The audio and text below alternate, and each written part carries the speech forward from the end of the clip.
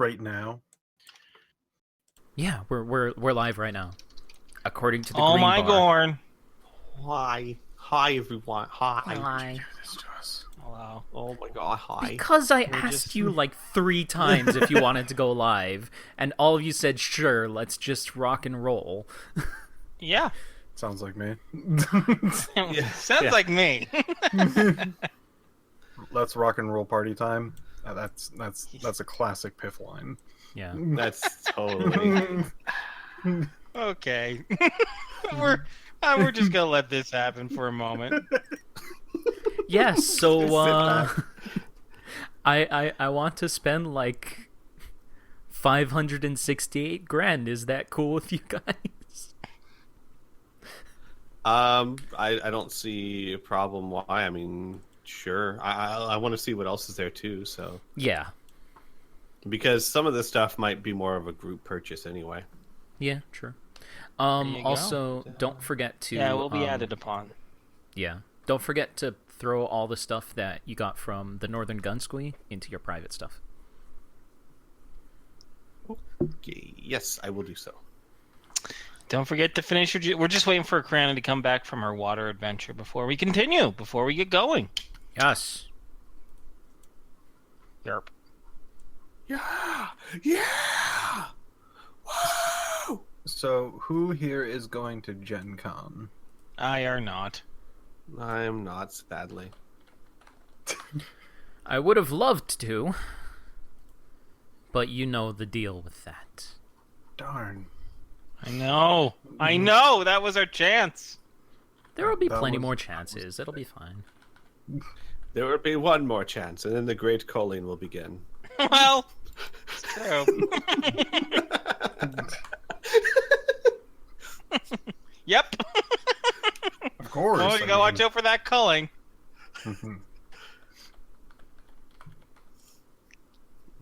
The volcano under Yellowstone will blow. Okay. You know, it's okay. It's sad. So I'm listening to an audiobook that's basically like a history on everything, which is a really neat author who basically tries to take a whole bunch of really complex scientific topics and make it digestible for the average person. And he was talking about the supervolcano under Yellowstone that, you know, if it erupted, what horrible, horrible things it would do. And my first thought was like, okay, all of us are far enough away from it that we wouldn't instantly be killed. That's good. Yeah. Inferno's the closest, but he still would have a chance. Yay! No chance! Yay! Hey, Criana's here. Okay. Yay! So let's get started, everyone. As you can probably see already, because Bern has framed it perfectly, our 2 pictures that were from lovely artistic contributors for this week. The one on the left is from Allie. The one on the right is from Jake Hanna. If the one on the right is if Felicia was a knight, the one on the left is just a cutie picture of Tommy Tom Tom. Mm-hmm. Oh, I didn't see that Tommy Tom picture. Yeah, no, she just posted it today, so. Oh! Hey, Yeah. Criana, do you have a fan that's pointed at you? Yeah, because it sounds like you're breaking up super hard. Just saying. So hard. But yeah, this fan Damn art is it. fantastic. All right, I'll be sweaty and gross. No. Just for You can have your fan. Maybe just You can have point your it fan, yeah. off Just to don't one side. don't Oh, point I it ended at up the turning it microphone. on. It's not pointed at the microphone. It's on top of my desk, which happens to be in front of my microphone. Oh well. Glad we got that cleared up. Well, Just so we're clear, it's not intentional, guys. That's okay. I'll just be. I'll sweat. I can man up. It makes me a better person because there's some bullshit. No, you'd be great in the Victorian era, but no, not so much. All right. Anyways, before we get started, I want to do a bit of a clarification in regards to techno wizardry, more specifically a mechanical thing. So techno wizardry is really a kind of a complicated, fun way of blending magic and technology together. And really, there's kind of 2 ways it can be activated. By casting a spell directly on it, right? So, for example, that list that I gave you guys, which you don't have to memorize or, peruse, right? But for example, there's some power generators. In order to activate them, there's no ISP cost. Like, psychics can't activate these generators. But what you do is you cast 2 spells on it. And when you do it, it makes the generator run for like a month, right? For example. So that's one way of techno wizardry working, which is you cast a spell and the technology lengthens the time of the duration, right? Or it enhances it, right? Or it converts, like, say, the energy from electric bolt spell into like power for your e-clip, right? Or your weapon, right?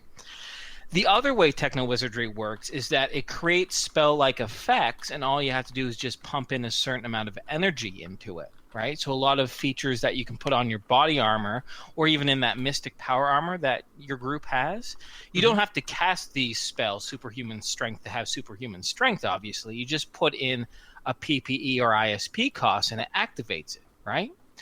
So I should be clear on exactly the type of energy, the type of techno wizardry that is available to that bubble that you guys are having commissioned for Patrick, right? That cool little vehicle, that glass vehicle. And I'm going to give it up to you, since I wasn't very clear, and since there's an opportunity to learn the spells anyway from Ziggy. So we can either go one of 2 ways. It's either you have to cast the spell. For example, if you want to make it invisible, you have to cast the spell invisibility, but it makes the entire vehicle invisible, and it will last longer than if you just cast invisibility, as a spell on your own. Or we can give it a base PPE cost, and you just have to pay that PPE. Oh no. Hello? I think we lost Inferno. Uh-oh. Oh no. Oh, Discord. So how Stop. is your shoes doing? My shoes are fantastic, thank you. Oh, that's good to hear. They miss you. I got new shoes for the great event happening. Oh, There was my. a little You look quite Spanish. wonderful. You look so beautiful in your shoes. Thank you. I see. Do you like my song? Can you hear me now? Yeah. Hey, well, So when did I get cut off? You're about to explain the second option. Yeah, Oh, the for second Christ's option. sakes. I'm Okay. sorry. So the second option, oh my god, I talked all that. Okay, that's all right. That's all right. We saw That's it's all good. right. It's good. We got it. So you heard about the first option, about just casting the spell and making it go further, the duration longer, right? Mhm. Or the second option is your bubble to just, it's just a base PPE cost, right? You pay the cost in mystic energy as long as you have it available, on your person, right? Mhm. And the spell activates, right? Do you have a preference on either technique? Because both can be done, and one is a little bit more expensive than the other, but I'm not going to inflate the price because I did make it clear on exactly what kind of techno wizardry activation is going to be required for this bubble transport. So one is casting the spell and enlarging the duration, and the other one is not particularly casting the spell, just giving PPE. Energy for a spell-like effect. Okay.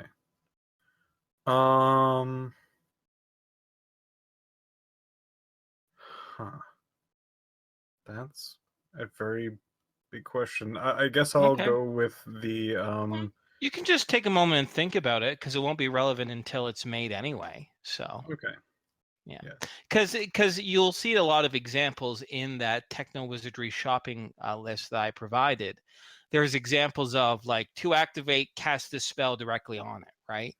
And there's other examples of to activate, put in 20 PPE or 40 ISP, right? Because there's kind of 2 different mechanisms when it comes to techno wizardry. It's a little complicated, I guess, but it has its own internal logic. Who? Okay. Yeah, I'll think about it more, but I guess Sure. I'm gonna go with the spell-like effect and pumping PP into it. Yeah. That's a very common thing. So cool. That's good to know. So when it's done and I give it to you, I can easily list out how much ISP, how much PPE is needed, and how long it is, and blah blah blah. Okay, that's really good to know. All right. So with that clarified, before we get, I was going to ask you if you mind if I asked a few questions about while we're on the topic of. Oh, sure. Yeah, a couple of things. One, because I believe there is a limit. How many enchantments are we able to get, say, on power armor or body armor? 4. It says there, right there, at the very top. Does it? Oh, yes. Oh gosh, I'm sorry, I must have missed that. Question number 2 would be the Dark Light Blade, which, by the way, is so cool. I know, right? Can it come only as a sword or short sword? Can it come as a dagger or knife or something of that nature? It can come as a dagger. It can come as a. It can't come as a dagger. It can come as a short sword. That's the smallest that can be made. Okay, so it wouldn't be much. It wouldn't fit Al's skill style. You would have to hold up a second. What's currently on the market that can be purchased, the smallest, is as a short sword. However, if you were to find one of these few techno wizards who knows how to make it and ask them that question, then maybe they can make it into a dagger. So, okay, yeah, that might be a little bit better of an answer. Yeah. Oh my gosh, because I'd love for Al to start doing more melee stuff. I don't know if it'd be able to do exactly. It'd still do a lot of. Well, it might have the exact same effects. Well, who knows? We'll have to. Well, I was already assuming that it would probably be less damage and maybe less activation or something like that. But the only other question I have at the moment is simply the thief gloves. Yes. I read over it. I'll read over again. But does it add any sort of bonus if you already have said skills? Yes. It adds the pick lock. It gives a blanket plus 40%, and the other two are actually spells, not skills. Oh. Yes. I see. Magic concealment and magic escape. Got it. Okay. Yeah. Then I am good to go for now. Groovy. Okay. So with that, let me just get my little notes up here. So we ended the scene. We ended the session with the group after finishing conversing with a medical liaison, a fellow named Phineas Schleisinger, over at the Harlequin's Jewel. During that dinner, Mila came across a young man, kind of homely looking, kind of short, kind of unassuming, but he introduced himself as a man named Edmund Bess, who was later identified to be a cyber knight, or as he prefers to call himself, a knight of Lord Kaoki. Regardless, Mila, he was searching for his lost friend, a woman named Michelle, who you've identified as the strawberry blonde-haired woman who was wheeled into Proposition Cal and his cronies of the black market, who is very assumed to have been shot. And she, through tearful eyes, related this story to the Cyber Knight. You all agreed to speak outside in the crisp evening air instead to continue this conversation, which I will lay out this scene right now. Is there anything you guys want to do or say or question before I start us into this? No. Okay. Not high. All right. Cool. So the dinner lasted about 30 minutes approximately, and in that time the sun has mostly set across the free city of Tolkien. A little bit of splash of color on the horizon, but most of the light is illuminated by that globe of daylight on the tip of the Harlequin Jewel's domed glass roof and the street lights that seem to give off this very pale whitish blue light. Outside the Harlequin's Jewel is a wonderfully tended garden nearby in which Edmund Bess, the young man in the green tunic, gestures you over. You can see his hands are balled up in fists, and as he leans against the lamppost, you can see his upper arms shake and vibrate as he closes his eyes and breathes in deeply. After a moment, he composes himself, stands up straight, looks towards all of you and says, I mourn the loss of my friend and my failure. It is clear that what you have told me, if true, and I have no reason to assume it is not, that my friend is very likely dead. Your tears, young lady, as he looks over to Mila, speaks all the truth that needs to, and it speaks the truth of your soul and your spirit. I will not treat you as callous criminals, but instead citizens of this city who care about this injustice. Is that a fair assumption? Mila will be nodding still, sniffly. Patrick is nodding, but it's a slow nod, and he doesn't do it too many times. Mm-hmm. Tom? Oh, sorry. Mm-hmm. No, you go first. Tom, who just got outside with his box of those devil peppers, the devil claw peppers. Hellhound peppers. There you go. Is a mixture of confusion and, well, just confusion. Utter confusion as what the hell is going on. Okay. Al would say, I think that's a fair assumption, though I don't know why you would even mention the first option. Well, wait, what? Pause for a moment. What are you referring to, Squee? Treating us as criminals. Oh. Then the Cyber Knight will give a weak smile and say,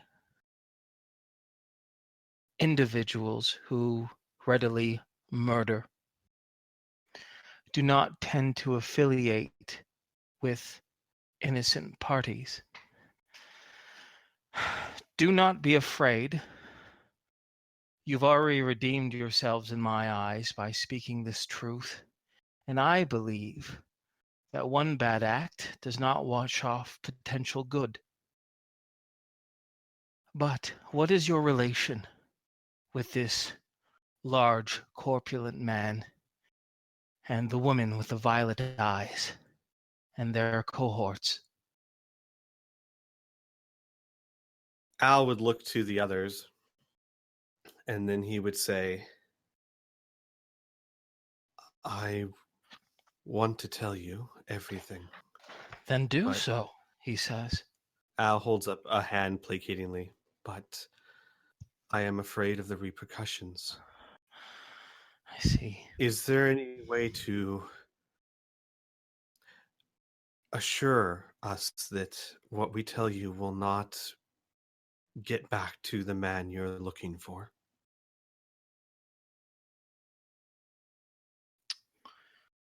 He closes his mouth.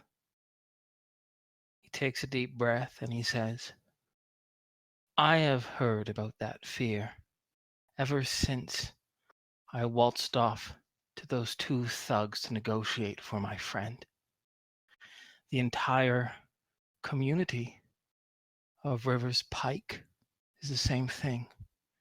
They're terrified of them. They're terrified of the repercussions. And it's understandable. The most base thing a cruel person can do is threaten the life of others. I do not admonish you for that very mortal fear. But I do not have the same fear. I will not stand aside and let nothing happen. Are you concerned that I would betray you, betray the trust that you gave unto me, betray you to those same scoundrels who murdered my friend? No, I do not betray the trust that is given. By my word and by my oath, that is not how I was raised, and that is not how the Knights of Lord Kaoki operate. Instead, I offer this. Assist me. Help me. Evil is allowed in the civilization in one of two ways. The two pillars, the community and the government. When the government does nothing, then community is run by a mob. When the people do nothing, then gangs like this, organized ruffians, begin to grow and fester. I have informed the law. The law knows all about this. I will continue to work with them, but we, the people, must also stand up for what is right. And it is here, as he gestures to Mila's weeping face, it is true that you yourselves care about the community. Assist me.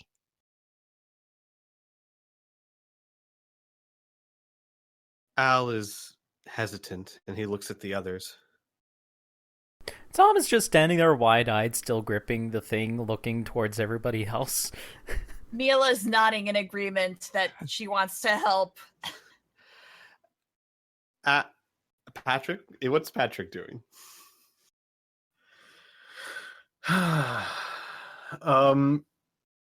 He hasn't really shown much emotion.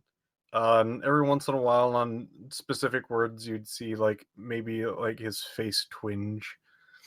But mostly his usual this is how things are, basically his know-it-all, he knows what's coming face is not there at the moment. And he doesn't entirely look like he's thinking. He looks like he's just kind of having things play out. And that's about it. All right. Al would turn back to this man and he would say, before I start, you need to understand the situation fully. First, educate me. Know that I'm a doctor, and I did everything I could to save their lives, so walking away from that was the hardest thing I've done in a very, very long time. So believe me when I tell you I had good reason. We are on the run from the Coalition. I worked for them before I realized how warped the morality of the leaders could be, and they don't appreciate people who run. We came here and thought we were contacting some underground resistance, people that could help us. They had to be, the resources they had. They offered us new identities, protection, information on where the Coalition is, ways to help us travel in safety to survive. I had no I did not know that he would turn out to be a monster. But the information he and his friends have on us, if they so wanted, could destroy us. I see, the Cyber Knight says. I understand your trepidation. I understand your fear. And frankly, my mind is too aflamed with despair, mourning, and rage to be clear right now, to articulate any sort of plan of action. I will need to rest and reflect before a cooler, more calm heads can plan a next move. But let me tell you what I sense. As he looks at each of you, I sense a collection of individuals who are trying to do the best they can and were deceived by a pit of vipers. Now they claim they hold power over you. But true power, true freedom, is doing the right thing.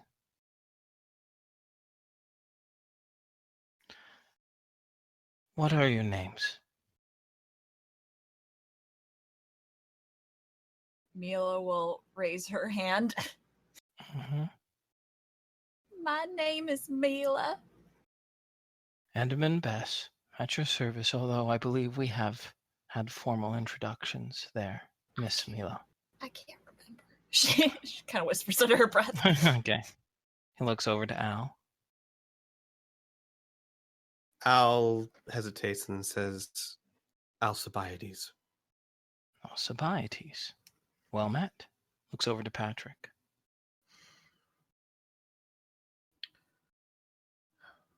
I am Patrick, Kinsman. Mr. Kinsman, Patrick. He looks over to Tom. He's still just standing there wide-eyed, kind of not paying attention, kind of spacing off, but still paying attention, if you know what I mean. No. No, okay. Like, it's clear that he's there and coherent, but he's focusing on something else. All right. Okay. Well, Mr. Edmund Bess is patient as he looks over towards you. Sir. Yes. Your name. Do not be afraid.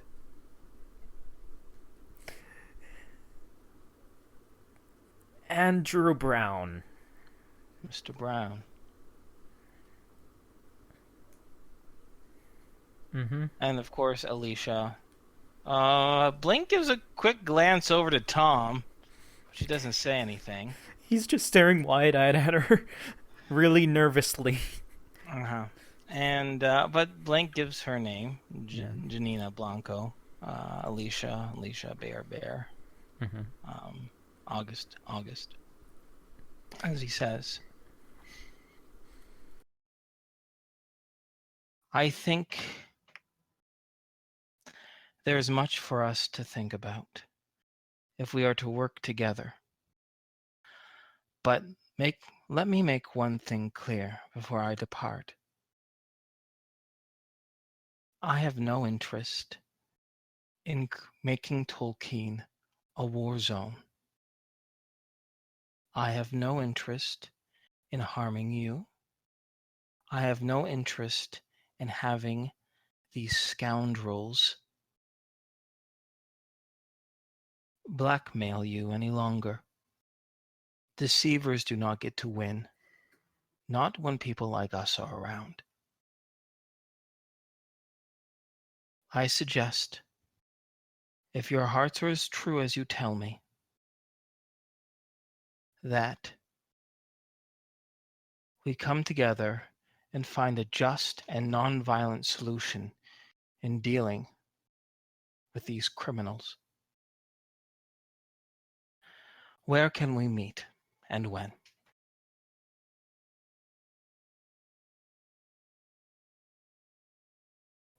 Al would say we have a hover ship, I think it's called. You can meet us there when you are collected. And where is the ship being stayed at?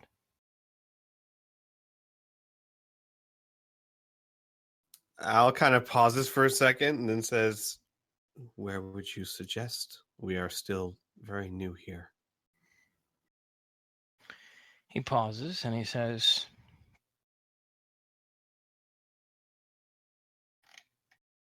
meet me near the southwestern quadrant of the city. Only about 5 blocks away from here, just outside the community of Rivers Pike. There is a small playground there that is now abandoned. That is fine a place as any. A clear marker. Tomorrow, then.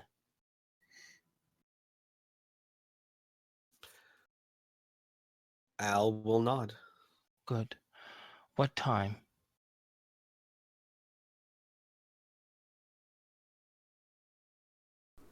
Do you prefer noon or evening? Morning's fine for me, guys, so out of character. No. He's asking the dude. Oh. Or would morning suffice? I will be as eager to start when you are, but since you are the ones who are the most cooperative, I assumed you should get prerogative. Morning will be fine. Oh, go ahead. Tom's just gonna shut up. That's all I was gonna say. And let you guys handle that. Al will nod. He'll agree.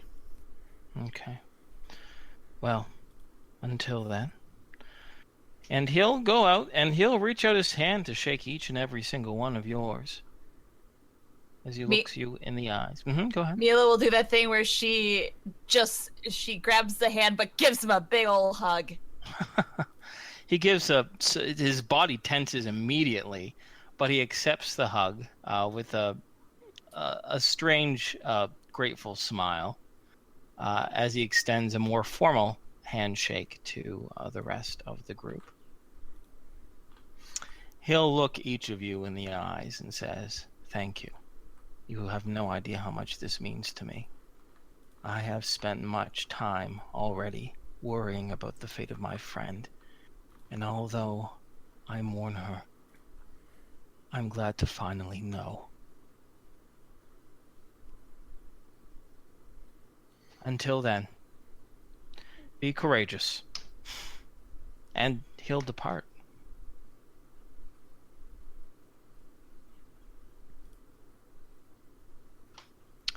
Can you guys still hear me? Yeah. Yep. Yeah. Cool. Now that Discord disconnected me at a weird ass time, now I'm all super paranoid. But the sun finally sets completely, and the city lights are the only great amount of illumination you receive. What would you guys like to do next? Al would suggest we retire back to the ship to talk. Sure. Works for me. Yep. August, Bear, Alicia, Blink think it's a fine idea. Tom will take a bit to register, but he will say that. Sure. Okay. On the walk over to the ship, Blink will nudge you, Tom, and she says, "What's the matter? You're clearly out of sorts." Oh God, what are we getting into? Oh jeez. She says, "I have absolutely no idea.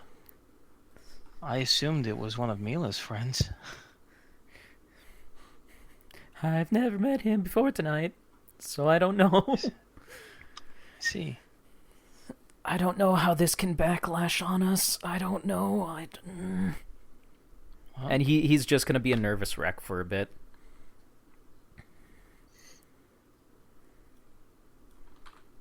Mila seems strangely at ease after everything.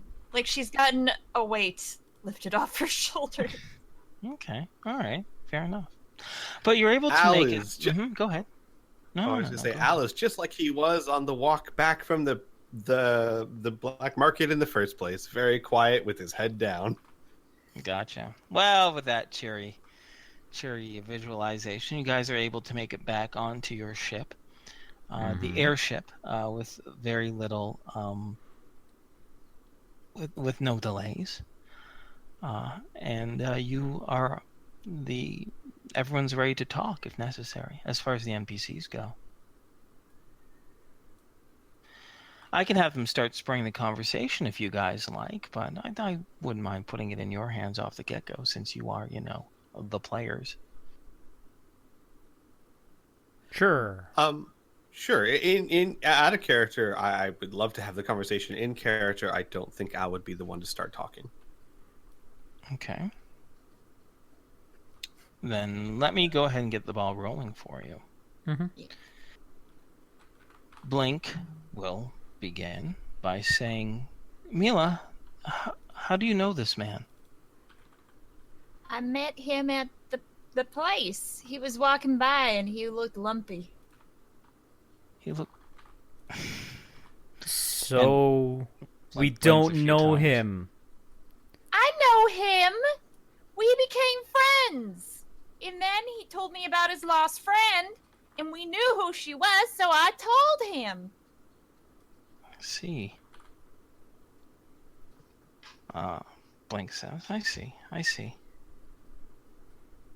Alicia kind of crosses her arms, and she says, if this guy is what he says he is, and he seems to be talking the talk of one of those nights,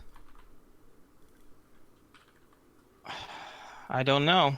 Al brought up some good points when they were talking about how much we're in bed with these black market folks. At that, Al will slump down. He's gonna help us. He's a knight. He's like a hero.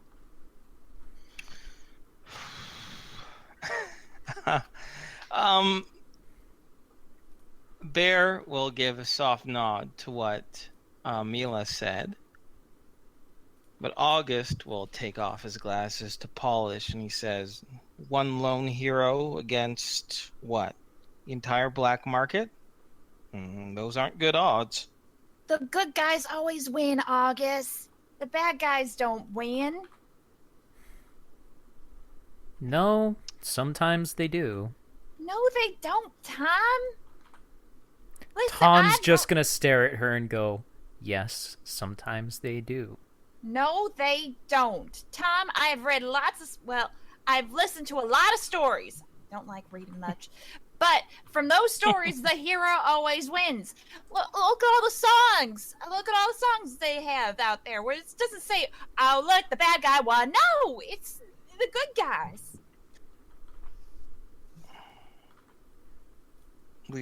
Alicia kind of gives a bit of a wince, and she says, those are just stories, though, Mila. Well, why shouldn't we try and be like the stories?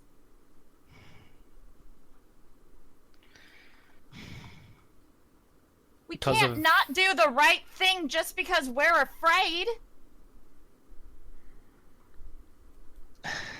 With that, the NPCs kind of look around a little bit.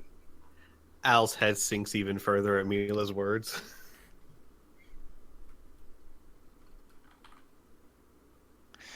I can continue as the NPCs, but you're the guys. I mean, Squee, you're the one who suggested everyone come and talk. You know what I mean? Yeah, no, I agree. Al will very quietly say, she wasn't with the black market. We all assumed that the two people I treated worked for the black market, were members of the black market, and chose their profession. I walked away, justifying it, thinking that They put themselves in that position. Now I find that she was simply trying to buy some armor.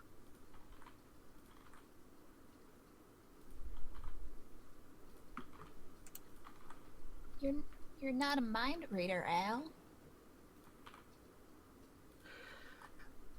Al shakes his head and he says, Mila is right. That guy is right. Every ounce of my being tells me not to sit there and do nothing, but I don't want to put you in more danger. I don't know what to do. Patrick leans forward.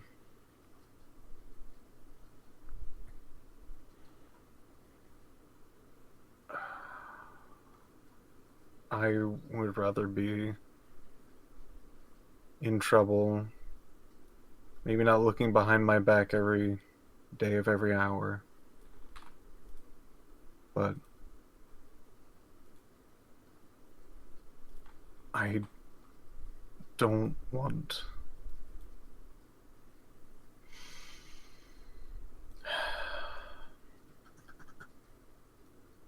we shouldn't become what we've always dreaded. Everything that we've come across that has tried to crush us, tried to control, manipulate, all of these things, sources of greed, because they felt like it. They thought it was the right thing to do to assure themselves not even the survival, just their own comfort. I don't want to be comfortable knowing that I've done something wrong. Al will slowly nod. It seems like we've made a lot of sacrifices lately when it comes to what we're willing to tolerate to survive. I'm starting to think I'm hitting my limit. Maybe Mila kind of bites her lip. Maybe we need to stop being too cautious. I'm okay with dying, Mila says, like looking at everyone else. Bear gives a big wide-eyed look at that. I mean, I'm not going to go actively kill myself, but I would rather die than, but at peace knowing I did my damnedest trying to help out. I can't let the cow. Mila looks at Bear. The coalition scare me. I can't let. I can't keep being afraid. Mila, all this back in time is just like, wonder if Nora will agree. I've spent so much time running lately from everything, and I'm tired of it. Blink gives a eager nod to this, what Mila says.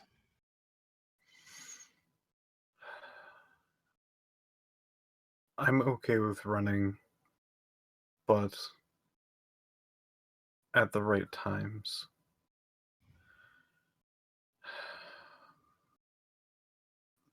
This one might be the wrong time to leave.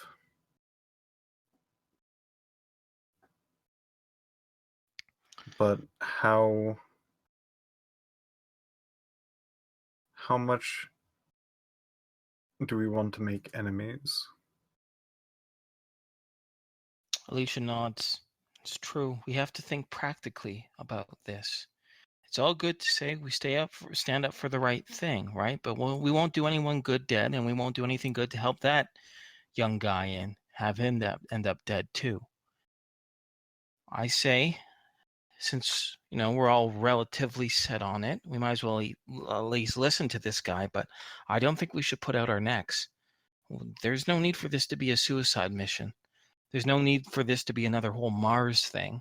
As Alicia looks over to Blink. What I suggest is to confront him and exactly what he's dealing with.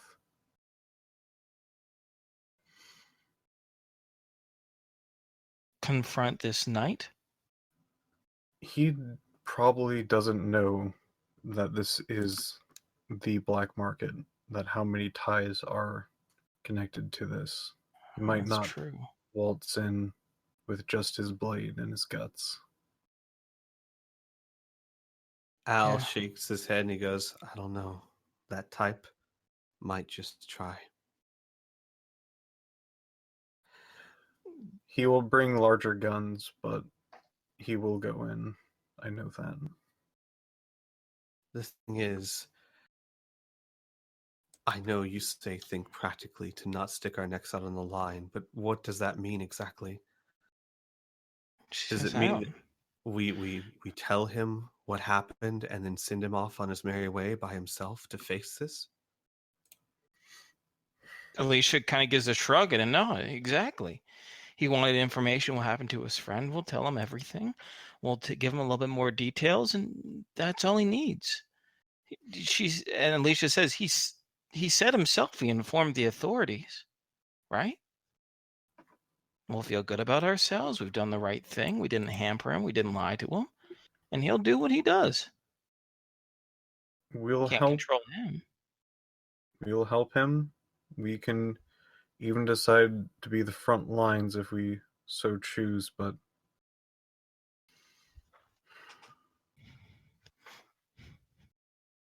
I don't know about you guys, but I don't want to be tied up again in a large battle where our deaths or even our success means very little and usually just more deaths. A battle isn't something I'm not looking for. If anything, I would love people to understand each other and work together, but I think a few people aren't willing to do so. With that expression, all of the NPCs from August to Bear kind of give like little nods, especially at the I don't want to be a part of another battle remark. Alan also nods. So we tell him everything we can, tell him exactly what he's up against, and hope he's smart enough to come at it with the right force. Yeah, and if he's too thick on it, Alicia says, we'll tell him the facts of life. So the rest of it's in his hand. We're not going to help him? We will help him. It's just exactly how, right?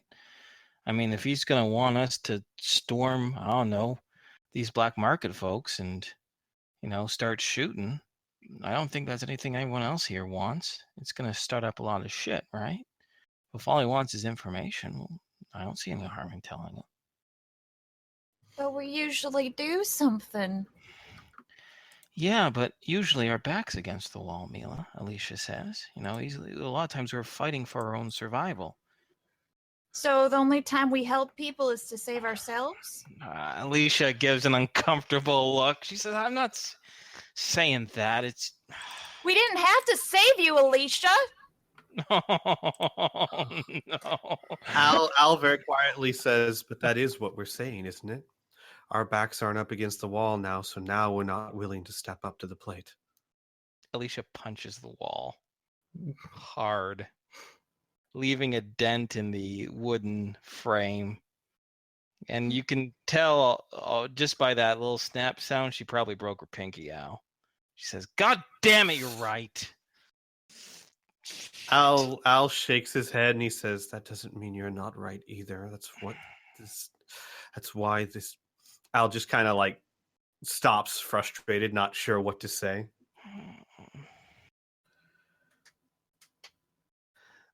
Patrick does look up and goes, "Now, Mila, what it would be exactly our goal? Would it be to take down the people who killed an innocent girl, or would it be the entirety of the black market?" I don't know, but it isn't right that somebody can just kill a person and get away with it. I don't know what we have to do, but this guy seems like he knows what he's talking about. He is very righteous and stern.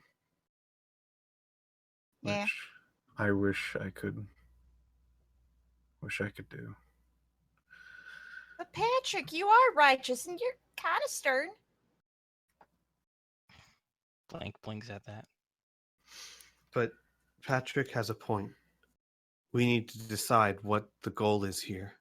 Is the goal to feel like we helped and step aside, or is the goal to bring a murderer to justice? I just don't want anyone else to die. Now that I can get behind. Alicia cradles her hand and she nods at that too. Al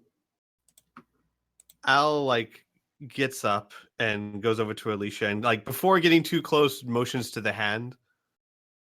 Like, let me look at it. She says, "Let me calm down first." Al nods and he says, "Look, Alicia has a point too, so does Patrick. The last thing we need right now is a war with the black market. But if we've learned anything, is that one man is not the black market. There've got to be ways of doing this that doesn't stir up a hornet's nest. We just have to find it. We handled Nathan, didn't we? We handled so many things. We can figure out a way to do this too."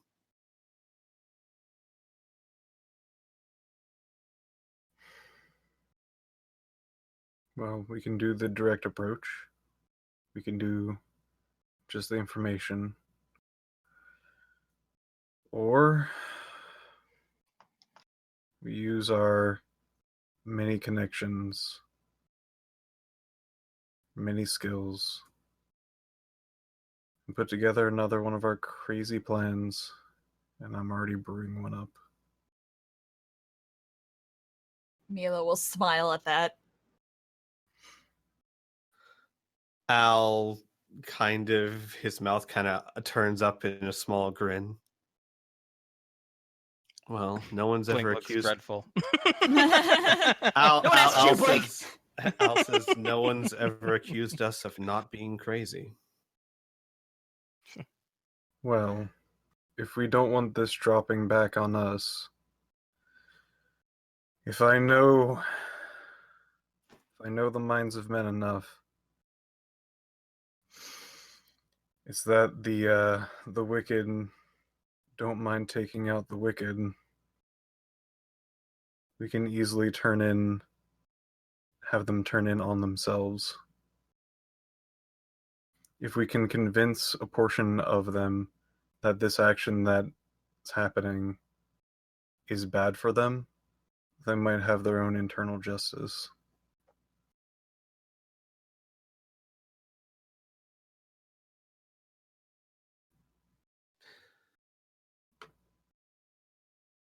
Al hesitates. Yeah. I gotta imagine it'd be pretty harsh too. But we'd need to know more about the black market. We need to know more about its infrastructure so we know how to manipulate it. I've already been connecting a few dots. If I put my mind towards it, and some time. So, what? We make it look like he's leaking information to authorities or something? This situation by itself can be a lot. Having a knight come after them is not something that they can ignore.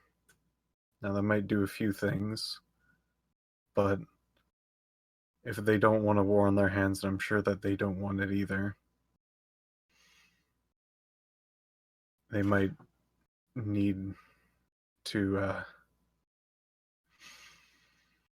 as they did with our two, and Patrick pauses. What had happened back at the warehouse is something that is, what I can imagine, not the most uncommon thing. If they feel that it is a threat to them, they might cut some ties in the way that they usually do. Yeah, it's possible. Definitely possible. Though, if he can spin it to make it look like it was just an unfortunate accident, they might just shuffle him around or something. We do know that the cells don't like to stay in one place for too long. It would be better if we could somehow make it look like he, as a person, is a threat, not the incident itself. You know what I mean? The difference between a bad employee and an actual traitor. Blink pipes up and she says, "Do you think maybe we should suggest these ideas when we meet up with this Edmund fellow?" Yeah. I do. I would like to have a different perspective. I've been in this company with these ideas for so long that I'm not even sure if I'm still not doing something I shouldn't.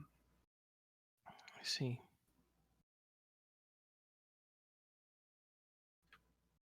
In any case, I think we should all probably get some sleep. Agreed. Then, and Alicia will gesture to Al to take a look at her hand at that point. It's just a broken pinky. You're able to treat it that evening without needing to do anything major. Al would cast a spell. Oh yeah, I keep forgetting you can do that. So does Alicia, apparently. Okay, yeah, that'll definitely be enough. You should spend the PPE though. Yes. Oh no, you're gonna just be sleeping right that night anyway. You'll recover. Let's not worry about that. Al would, as he's treating it, Al would say, "Don't let what she said bother you too much. You were thinking about what's best." And she grimaces and grunts and shakes her head. She's she's right. Like, no, she's right. Don't have to sugarcoat it for me, Al. She was right. It's just that simple. Al shakes his head. You misunderstand, Alicia. You know how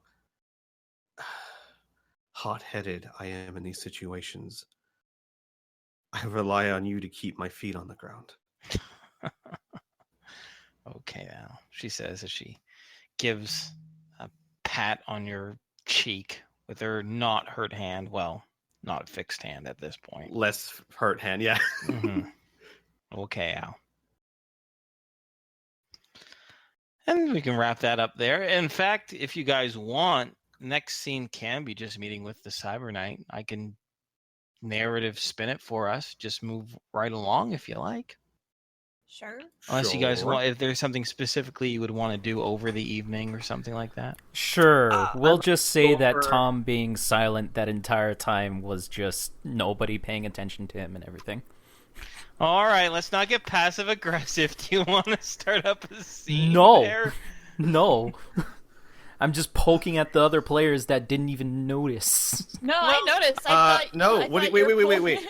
Burn, all those pauses that we made were waiting for people to do stuff. That's true. No, I know. It's just nothing. Never mind. Okay. All right. No problem. Maybe you were trying to put something down that people didn't pick up. It was There was no nefarious purpose on it. But now, since we're addressing it right now, we're talking about it out of character. Would you like someone to address Tom's silence? No, it's okay. Even if it's an NPC? Nah. Okay. It's fine.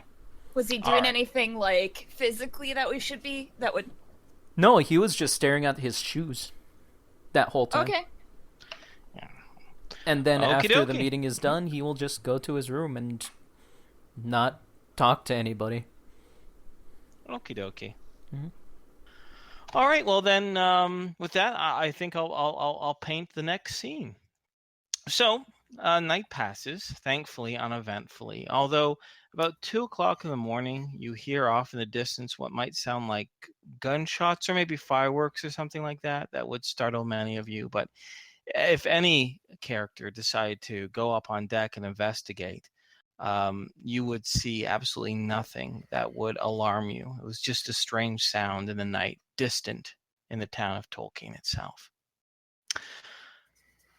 When the morning comes, and after you guys get yourself something to eat, reacquainted with the area that Edmund, the knight Edmund, directed you towards, you're able to easily sail the ship down to the southwestern portion of the New Laszlo, greater city area.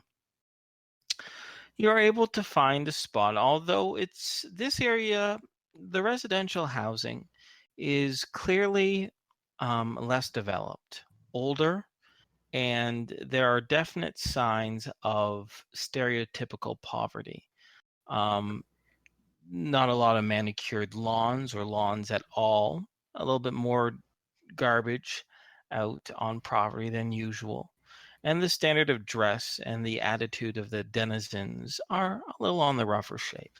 But even compared to the squalors and slums that you have visited throughout your adventures is nothing in comparison. It is a little tight at one point in order to have your ship drift down. And when you actually get 2 blocks north of this River Pike area, there's actually no longer any of those little tiny triangles that emit residual ley line energy in which to actually have your vehicle float on. In fact, you'll actually have to find an open lot 2 blocks to the north in order to disembark. But you're able to do so and make the small walk to this abandoned park. You get there about 5 minutes to 10, and at 7 minutes after 10, this same gentleman, although it's clear that he has changed his tunic to a light black, almost like a windbreaker jacket, over top a deep blue shirt, but he's wearing the same cream-colored trousers as before. Yes, go ahead, Al. I was wondering if it would be okay if I did something. I thought of something that Al would do either maybe that morning while they were flying there. Sure, yeah, no, not a problem. He would like to go over all the information they received from the black market so far, like the hard drive and anything else, and maybe use his intelligence skill to see if he can discern anything that might help. Okay, so you're going to have to give me a moment because I'm going to look up the description of intelligence, that skill, and use that as a guideline for what you would glean out of it. And, thresholds and difficulty modifiers and all that good stuff. So just give me a moment as I open up ye olde book. Go to the skill section. Intelligence, it means you're super smart. About the enemy, okay. SMRT. We all know that's not true. Sights and sounds estimate what to report hailing person. Capture targets.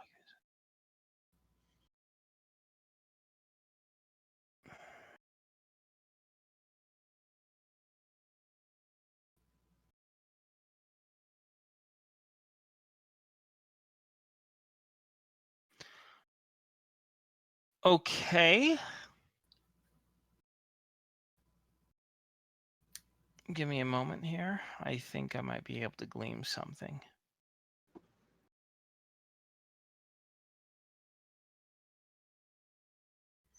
Okay.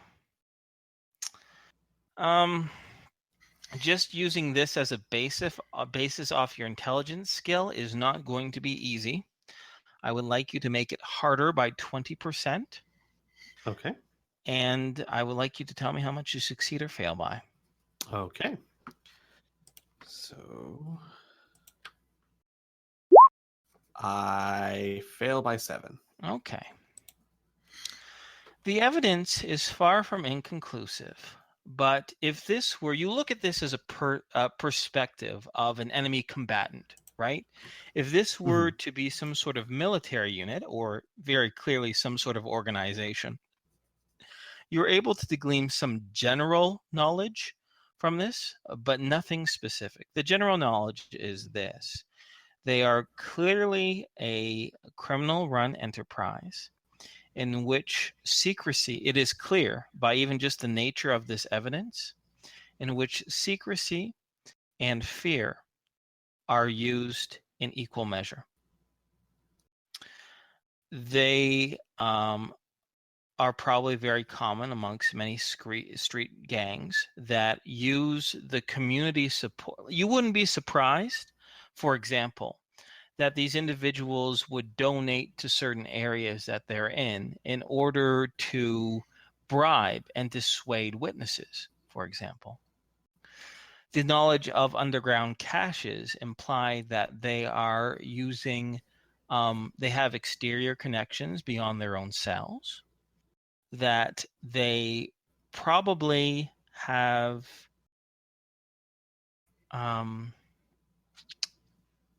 and I'm just trying to think in the way of putting this. They also probably have forms of call signs for each other, probably in the name of street names, but that's the most that you can get out of any new information you can glean from this. That, yeah, estimated numbers is difficult since you've only seen a small fraction. And any data that you got is there. You know it's relatively sophisticated, but you don't know if this collection is, say, for example, just a lot of informants or a lot of individuals who work directly for the black market. Therefore, this cell could have anywhere between 20 and 300 people active in the black market. Okay, that's still a lot of information that didn't have okay, before, good. So Good. I'm glad we made the skill relevant and you were glad that you rolled it. Okay, great. Anything else before I continue on? Nope, I'm good. Okay. So, 7 minutes after 10, Edmund Bess approaches you. He actually approaches the park on a small hover cycle, a one-person hover cycle in which he parks and meets you, and he gives a relieved smile as he sees all of you assembled. He says, I will not lie. I was concerned that you would not show up. By the looks of some of your faces, and he glances over to Tom, you still have very much to be concerned about. But the very fact that you're here is extremely heartening. I have had some time to think. Mila mentioned a warehouse in which this crime took place, and I suppose it is no surprise that it is now a smoldering ruin. I was unable to investigate the area specifically, although individuals of my order do have extremely good relations with the Tolkien police. I do not believe in interfering in an ongoing investigation.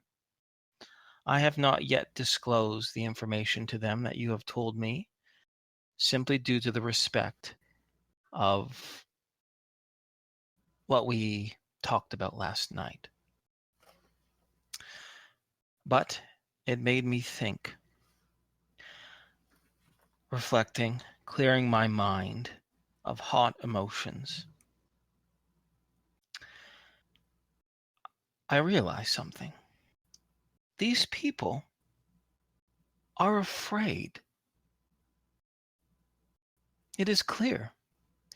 If they were truly as powerful as one would assume, why would they burn down their own assets, burn down their own warehouse? Why would they feel the need to murder in order to silence? Because they don't want to be discovered, because of a greater power that can crush them. This, I think, my friends, is the root of it. We need to expose them. Expose them all. And my suggestion is one that I think will work, but it requires your active cooperation. Shall I continue?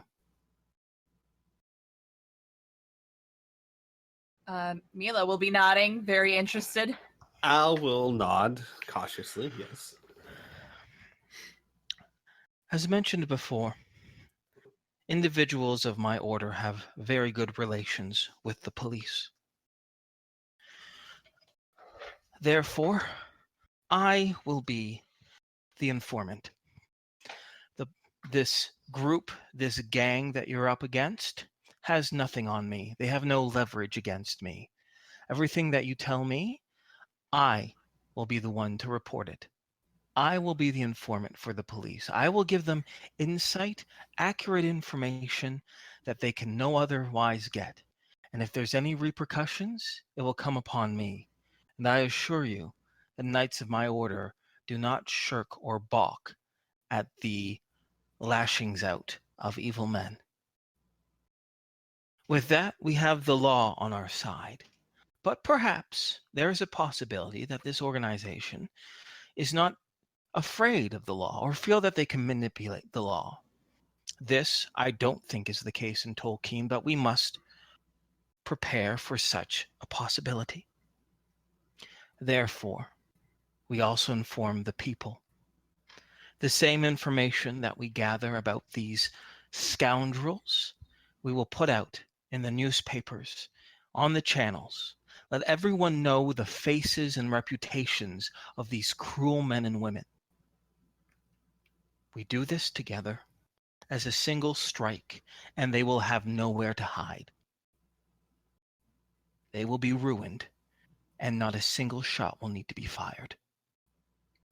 But in order to do this, I will need your help. It is clear that you are still involved in this organization, and somehow that they trust you at least to some level. I cannot get even close to them, but you can. You need to gather the information about them. You need to be the agents of their own undoing.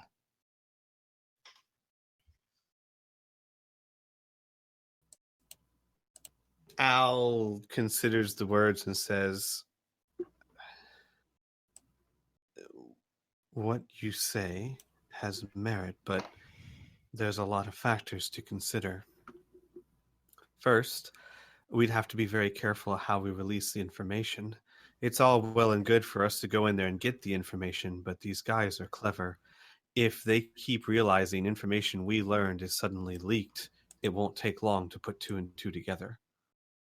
The young knight nods. He says, that is true. There will need to be some cunning in this. Beyond that, this organization is big. In this town, maybe not, I don't know exactly, but it could be anywhere from 30 to hundreds of people, but they have connections outside of this town. That's the only way they could have gotten us the information they did.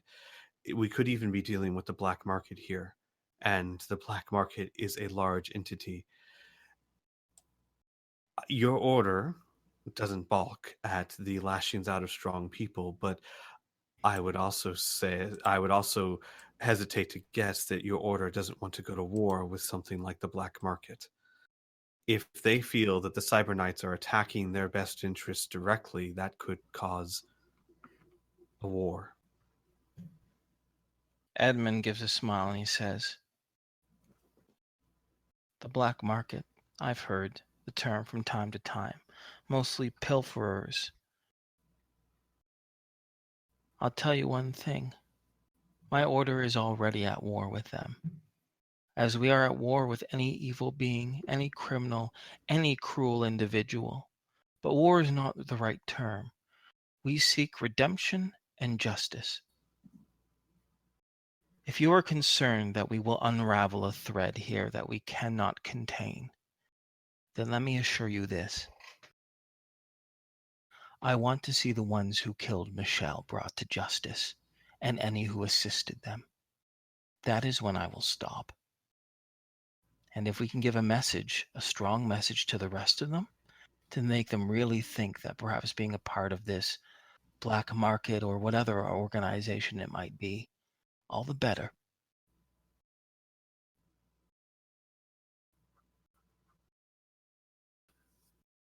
Will you help me? This is not something that will be resolved in a day or two, because what you said was right. If you are to gather information, you cannot do so brazenly. You will need to require patience and cunning, but justice is patient. It is very much so. Work together with me on this, please. Mila will look around and see what the rest of the group looks like. Al looks.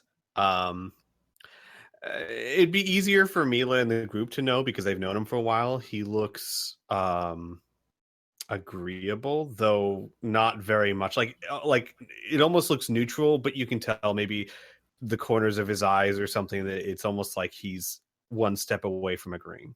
Mm. Okay. Patrick, Tom. Tom's just standing there saying nothing with a neutral face. Patrick. Patrick is currently looking down at his wrist, a dangling thread looking of, I believe, copper. Mila will look at. I don't know. If That's right, phone. Pikachu? No. Mila will look at the man and say, "We'll help." God damn it, Pikachu! Thank you. Thank you. Al will say, "We'll have to be careful. We can't just walk back in there without him getting suspicious." I have a question for you. Yes. One of the men I treated had his hand severed by some sort of bladed weapon. Was that you? Did the man have a small tattoo on the web of his hand? Mossy, young, dark hair? Inferno, yes, it was. Yes. Oh, sorry. I guess so. I should say, out of character. Yep. Well, my first thought was on his hand, but the hand was gone. On his other hand. Got it. Yeah. Al would nod. Yes, that was me. When things were in negotiations for return of Michelle's stolen property, they got agitated. The three young men that I was talking with, they got extremely agitated, cursed, swore, threatened. That is when one retrieved a blade in an attempt to intimidate me. I understood it for what it was, a weapon with a vibration field around it that can do great and fatal damage with just a single stroke. I told him twice to put the weapon away, that we could speak of civil men and there was no need for threats. But then he lunged. I am not proud of having to resort to violence, but in the end, when one must protect their own life or the lives of the innocents, violence sometimes must be met with violence. And I removed the threat. I'm not seeking to judge you. I would have done the same. I have an idea of how to get back in, but And I already know what you're going to say, but please consider this fact. It's going to bring a You do lot not know of... what I have to say, says the Cyber Knight with a smile. Al raises an eyebrow and then says, it's going to bring a lot of heat down on you.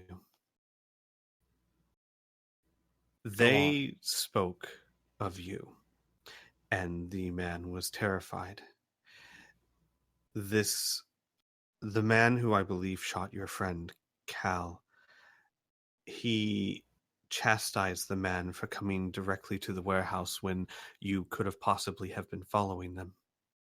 He was worried about it. I think you're the reason he burned down the warehouse.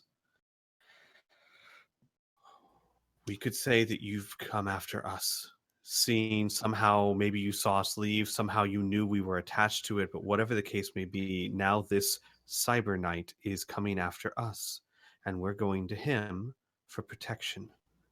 It would be a passable story for why we are seeking him again.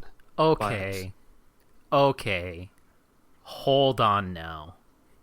Tom will say, finally piping up, are you sure that is what we want to do when specifically he killed 2 people when they did that?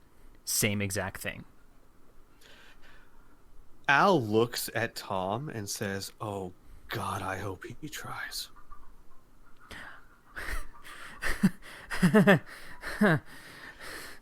Think about it, Tom.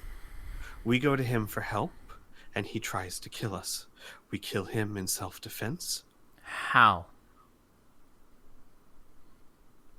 We have no weapons. We have no armor. Pretty sure he is either a psychic or a magic user that doesn't wear his golden bracelet. Al blinks again. Because of our conversation that we had outside before I actually came in? Al nods and he says... He kind of gets close to Tom and he says, like in a lowered voice, Tom, it's not like we're defenseless. Really now? Huh. So, if he's a burster like me, and we go into this and he feels that he should try and kill us, he could just, in an instant, except for me. And now I'm there, standing there, with all of you dead. Would we be in any better situation if we walk up there suspicious as hell with no real reason to be contacting him? I don't know. Or would we be better off with him on the back foot, not sure how to react or what to do? The Cyber Knight raises his hand and he says, I do not think goading an individual into violence is the optimal decision, only because other individuals might get hurt that might be innocent. Al looks at him surprised. Goading? You said anything about No, of course not. You said you hoped he would raise his hand to you. That implies that you were looking for a fight. Al shakes his head and he says, then I gave the wrong impression. If he tried to kill me, a certain part of me would take satisfaction in ending his life, but that does not mean that I am seeking a violent confrontation. My friend simply brought up a point of the last time someone came in talking about you, they were killed. It is a thought to be considered. However, I don't think our risk is any less dangerous if we walk in there for a more suspicious reason. May I ask a few questions? The Cyber Knight asks. Al shrugs. You said they had an interest in me. What exactly do you mean? This Cal fellow, which I'm assuming is the girthy one that was in charge. I simply meant that I believe he is afraid of what you're capable of. As he should be. If this young man led a Cyber Knight of all people right to one of his hideouts, that could cause nothing but trouble for him, which means that he is weary of what you can do. Mm-hmm. Then My second question is this. And you will have to incriminate yourselves. You mentioned that these people promised you assistance and against the coalition, new identities, whatnot. But you were in the same room as this individual. He spoke to you directly. What is the nature of your relationship? Is it friendly? Is it mere business? Do you feel that you could approach him again with a problem, or wait for him to come to you for a solution? What is the general mood between you and this murderer? He's an opportunist. Okay. Then we grant them an opportunity.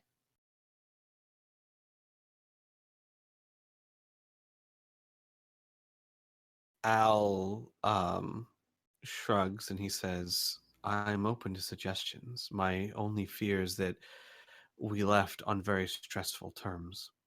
I don't know what state he's going to be in, if he's going to be open to non-important business. So whatever it is, we need to make it convincing.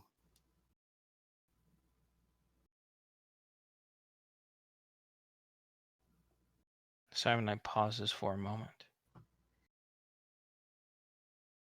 If they are afraid of me, afraid of the consequences of the murderous actions, what would be of interest to them is to assay those fears. Yes? Any information that things can continue on as normal will make them happy. Perhaps my disappearance would do so. And you, the bringers of that information or other information that could make them feel better. Give them something that they want. Al kind of eyes widen a little bit, and if they think you're dead, they won't be looking for you. Correct. Very correct. In fact, he says,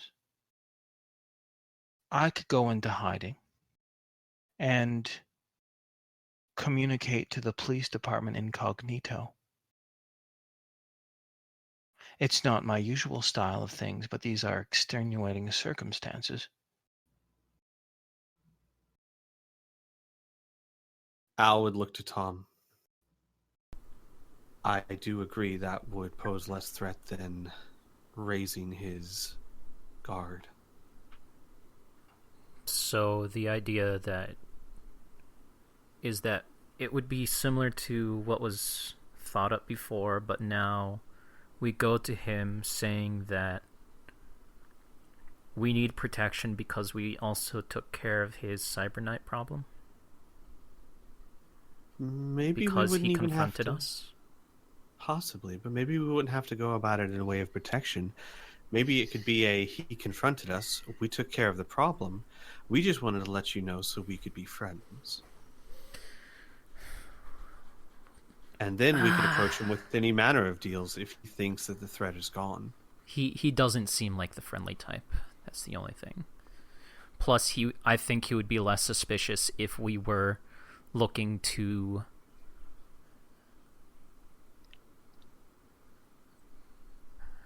cash in on our agreement a bit more. What agreement do you have with this man? The Cyberknight asks. Well, as we said, they are to provide us with information on the Coalition's whereabouts and safe houses. And what did you do for them in return for this? Offered them technology they'd never seen before. I see. Do you have more of this technology? Do not think so. We have Says the player. As he quickly opens up the Groot loot. I still have one. I still have something because I wanted to keep that one thing. But it's not as big, huge, and fancy as the glitter boy from space. It is the actual network body armor that we are supplied with on Mars that has the blaster built into the forearm. That's what I have still. I still have the ceramic knives too, and the plated ceramic jacket. Which, as I found out, is much easier to sneak past checkpoints. It's ceramic. It's ceramic. They don't check for ceramic. I never really considered this, Inferno. But I mean, as much as Al would know, are ceramic knives not common or unheard of, or? It's just not. I don't know if they're unheard of, honestly, but they're not a common material whatsoever. Okay. Yeah, but they're not super rare, never seen before, right? It's just that most people just make them out of metal because they last longer and they're easier to make, and they're more commonplace. And they're easier to sharpen. A lot easier to sharpen. Oh, that's important to know. I should probably know that my ceramic knives might break sooner. Yeah. From what I hear in the real world, ceramic knives are actually technically sharper than most metal ones, because the metal ones do bend when trying to put pressure on it, but ceramics don't. Though that still is a double-edged thing, where it actually will, like, if something does go wrong and it does break in some way, it's basically useless. Yeah. Like, if you get a chip in a ceramic knife, you're fucked. You gotta get a new chip. A new ceramic knife. Whereas with metal, you can probably, sharpen it until the chip is gone. I see. Anywho, right now your knives are fine. Yeah. But so Al would have those. Not that they'd be a whole lot of help. But... Anyways, the Cyber Knight was simply suggesting that you guys give them something else that they might be interested in to broach the barrier that might be between you guys. Between us and the Cyber Knight, or us and the dude? No, between yourselves and the Black Yeah, Market. basically like, hey, we took care of this guy, and we also were looking to do business again because we have another item you might be interested in, kind of thing. He's trying to assist you in figuring out, because you're very trepidatious. You're saying that Cal is an unfriendly fellow, and you're worried about showing up in the blue. How believable that is. He's helping you brainstorm of ways to give them what they want. Yeah. To make them like you. Or we could come to him, say, hey, we took care of your problem. Now, in return, we're wondering if you can get a hold of some stuff that we can't normally find. Like surveillance equipment, which we have found in the past is hard to obtain legally. Yeah. I could give them my space outfit. Yeah. Oh, I thought you were going to say you could punch him, and I'm like, no, not again. You've accosted them before? The Cyber Knight? Black market people? Nora has a habit, yeah. Well, to be fair. Oh, no, that was out of character, sorry. Yeah, that was out of character. Yeah. Oh, okay. I mean, if we want to make it in Sometimes I don't character, then know. I have a response. I know. Sorry. Yeah. No, it's okay. So, okay, let me get this back on track in character. So the Cyber Knight will ponder for a little bit, and he'll say, anything I can do to assist you in gaining their trust, as long as it does not break the law or put harm to individuals, I will assist with. But the general idea is agreed upon, and the very fact that we're talking about this, you are willing to help me, which is the best news I could hear.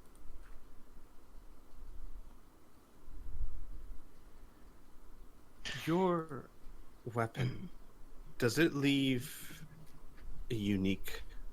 Well, actually, wait. No, before I ask this, maybe Al might know. The cut, the severed hand, did it seem to have... Could it have just been any bladed weapon, did it? Or was it unique? You wouldn't know. Unfortunately, You don't know much about the blades of Cyber Knights. That was not a part of your training, and you haven't really come across it before. All right. I would say this. Well, we're not exactly a group of warriors. If we took out a Cyber Knight, it might make the story more believable if we didn't come out of it unscathed. I'm not so sure about that. In my conversation with him, I told him that I'm a burster and I can manifest fire for about 500 square feet. Surely something that dramatic would not be necessary. Yeah, but... In fact, would this man ensure, just like he burned down the warehouse and killed that young man and Michelle, he would want things done quietly, without evidence. I know. I'm just saying that if I can do that, then I could maybe put up a good fight against a Cyber Knight. That's all I'm trying to say. But if you were truly trying to kill me, would you approach me head on a fight in the middle of the street? No. First off, I wouldn't try to kill you because you're a Cyber Knight. Thank you. You're very wise. But we're talking hypotheticals in a way to assay these cowardly criminals. Yes? Yes, but I'd rather not give him the impression that we're competent in battle any more than we need to be. What you're suggesting gives the idea that we hunted you down. I was more of the idea of you had confronted us, we fought in self-defense, and managed to kill you, whether it be through luck or... Al kind of shrugs. I'd rather not have him think that he has a group of assassins on his hands. This would require a significant amount of staging, though. If this encounter were to happen and I were to approach you, it would be in a public place, would it not? Which means there would be witnesses beyond ourselves. Which means this fight would actually have to be staged. Unless I'm missing something. Would you not rather wait and find us in our home? Is that not how a Cyber Knight does stuff? Yeah, Al kind of looks confused too, and he says, if you were truly hunting this person down, is it possible you wouldn't want to make a public scene? Perhaps confront us in our ship, hoping that you would get better results if we weren't in the public? No, unfortunately, that is not what I would do, typically. A private conversation, perhaps with a single individual, is possible, but you individuals would be completely unknown to me. And like I said, evil cowards hate the light. And besides, I'm not foolish, and Lord Kaoki did not instruct any fools. It is easier.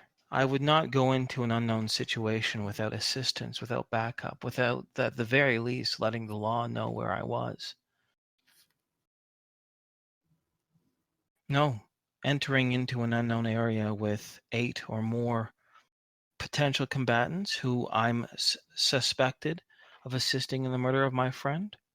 No, I would not enter into their home. Nor would I ambush you. That is not our way. So we have to stage something. Perhaps.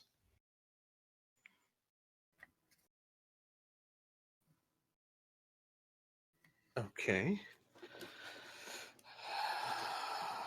If only we knew a group of storytellers, or ex-storytellers, that could potentially do something like that.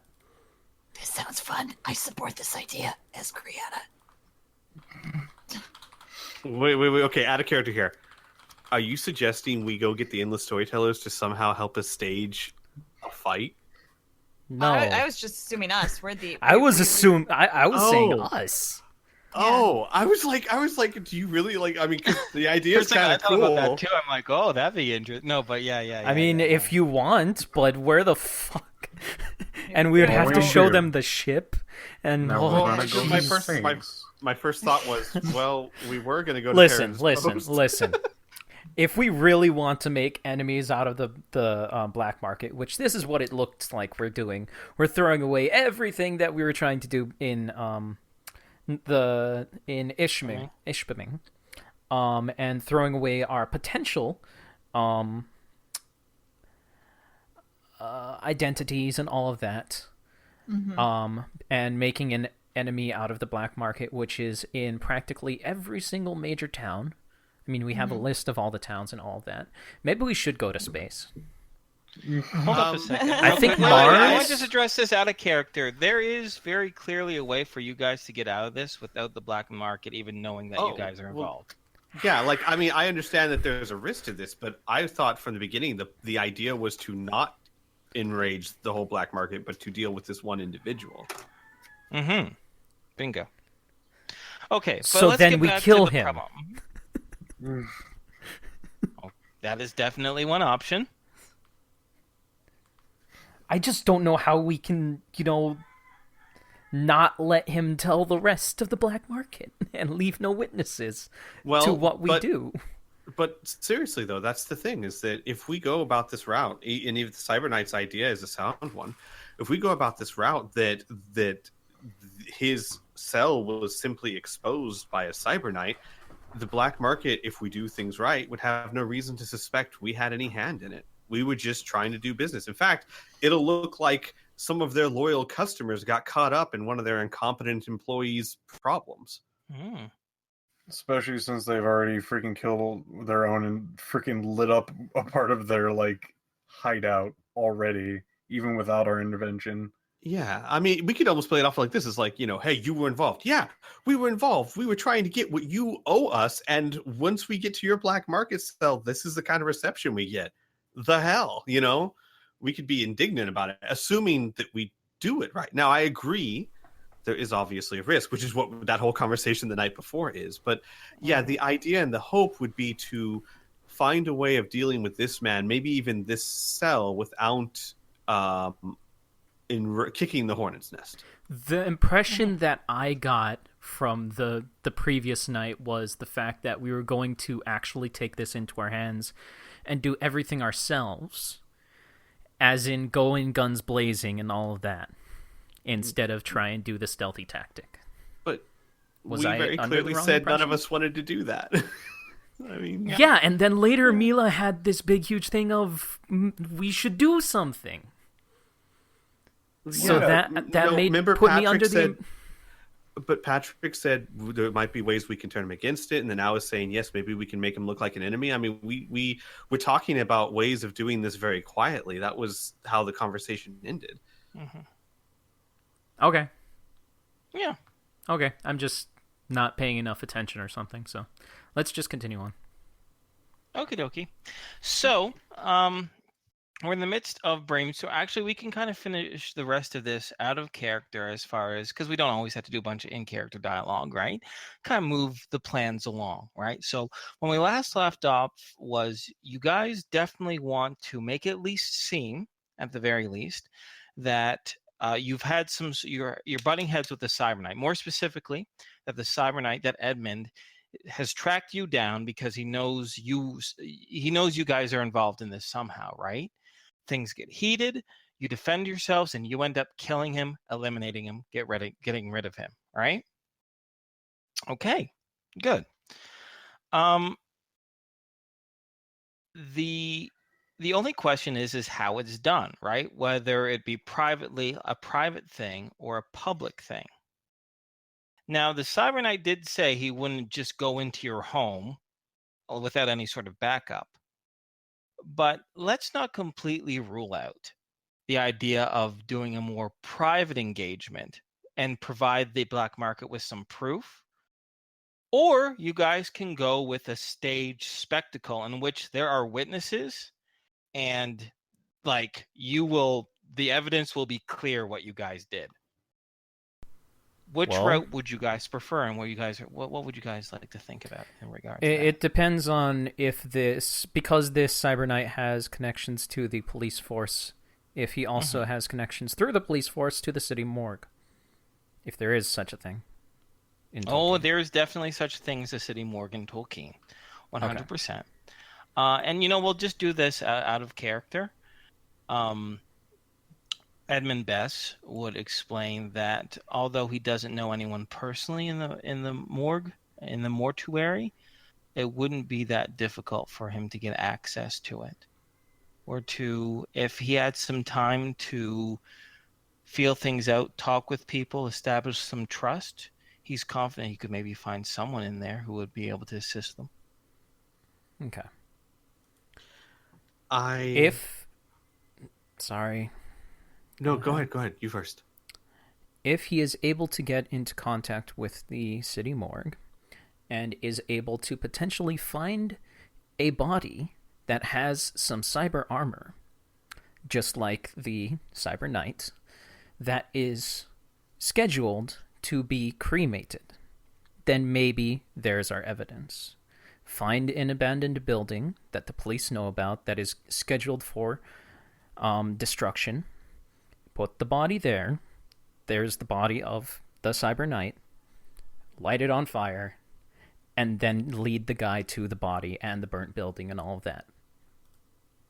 And nobody gets hurt, nobody gets harmed, and the poor soul that is selected for this is already cremated, as per his wishes. His or her wishes. Well, has to be a male. We might be able to do something like that without needing the body. What if we did something like this? All right, hear me out. What? He confronts us in public. Maybe we decided this isn't going well. We need to cut our losses. We could do something like this. Maybe I'll cast a carpet of adhesion kind of in a dome that's that kind of blocks vision. And then Tom casts some sort of burster fire within the dome to make it look like we're burning him alive within the dome. And then maybe he uses like Patrick's bag to escape. And then once we remove the dome, there's nothing left. He's been incinerated. Sorry, don't mind my chuckling. I'm definitely not chuckling because I think that's clever.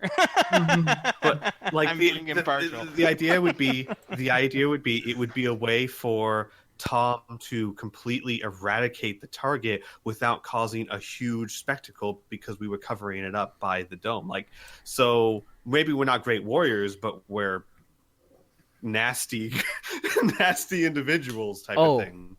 Oh, I know how we can get this. We go to this guy, okay? Because we do this, make a big spectacle, and all of that, and the police are conveniently there to arrest Tom. And we're going to him to get Tom back out of jail. How about that?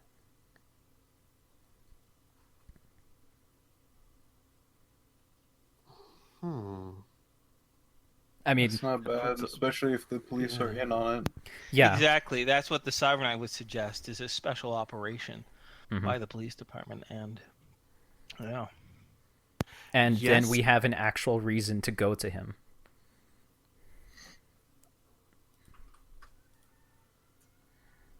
I like the idea. As a player, I would wonder, gosh, because that would put Tom out of action for a bit. Dude, Tom is not feeling this entire thing already. It's completely fine to put him out of action. I'm telling you right now. All right. I mean, yeah, it's a great way to go about doing it, definitely. Mm-hmm. You wouldn't be out of action, by the way. I'm already colluding things in my head. Okay. Let's do that. Sure.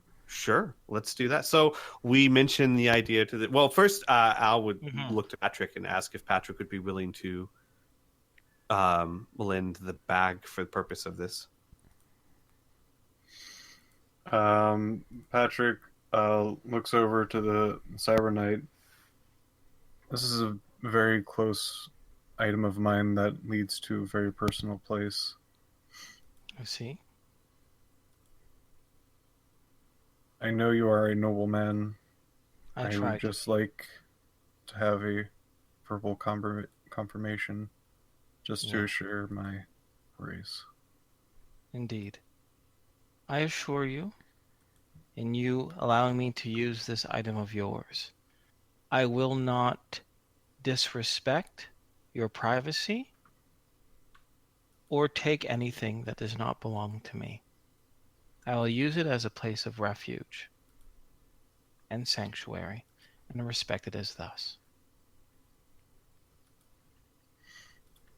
You don't keep slaves there, do you? He asks with a small smile on his face. Patrick closes his eyes and smiles a bit. If anything, you might find a interesting corpse of a large insect. Ah. Well, he says, obviously put aside by that, was this insect sentient? Like most insects, they do have a particular mindset, more reactionary than anything else. I see. Then no. I have nothing to worry about. And my morals will not be qualmed. I will not feel like I need to act. And therefore, yes, I will respect your space. You have my word.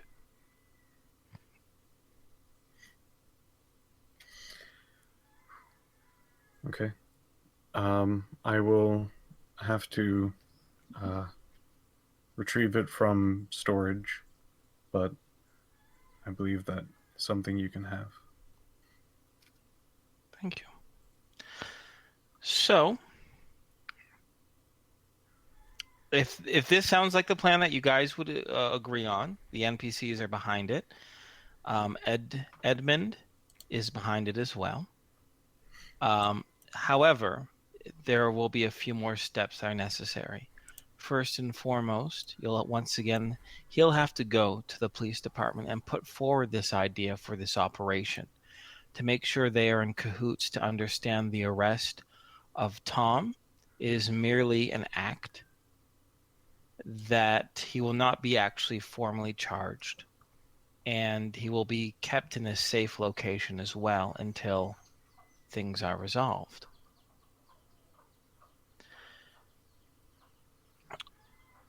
If that is successful and Edmund is able to get the police's cooperation on this, then he'll have to meet with you to confirm that everything is ready, to, for lack of a better word, slightly rehearse what is expected of him and you in this stage confrontation, and to retrieve the bag used to whisk him away to the Golden Place.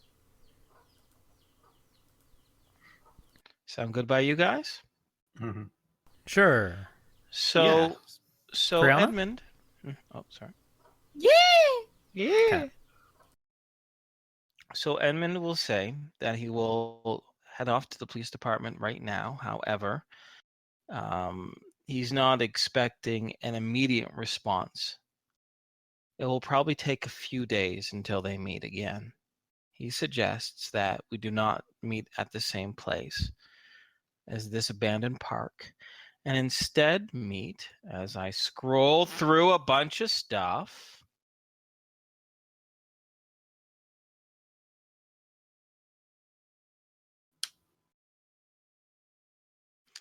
at a place in the western quadrant called Meadow Lake Farms.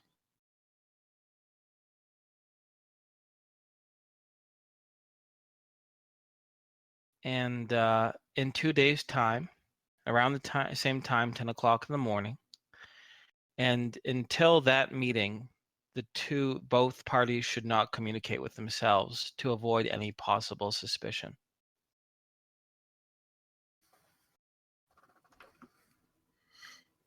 Sounds like a plan to me. Great. So we'll say that's fine. Edmund will once again whisk himself away on his hover cycle, preparing to do his part. And honestly, guys, I know there's probably, this is going to be about 2 days spending in Tolkien. I have a couple NPC or environment initiated ideas, little mini scenes we can do before that time.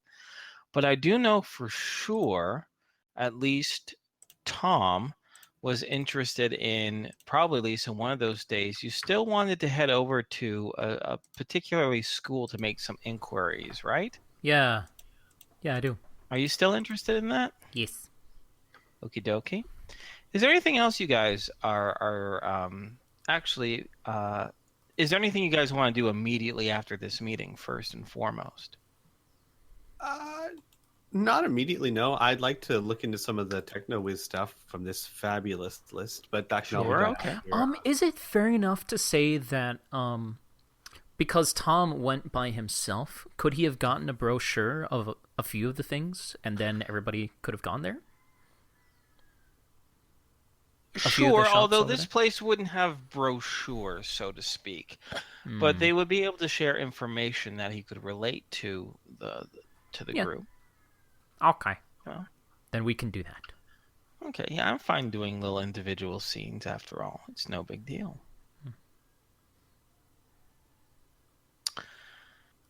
So, how about let's go in this, once again, this very malleable space. How about this? We'll do Tom's thing, because you've been waiting to do this since last session.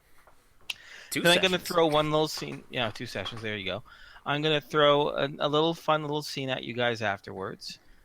Maybe I'll answer some questions in regard to that Techno Wizard thing, and then we'll do the next scene just meeting up with Mr. I almost called him Ashwin Kelabar. That old Cyber Knight. He's not that old. He got blowed up, though, and now he's all better. No, with Edmund Base. Mm-hmm. Wait, did I say Base? Bess. Okay. So, is it the University of Transdimensional Studies, if I remember correctly? Is that what you were going for? Yes. Okay. So that's in our Western Quadrant. Number 6. Never. Okay. Where is it? 6. Oh, yes. Okay. So, the University of Transdimensional Studies is one of the largest campuses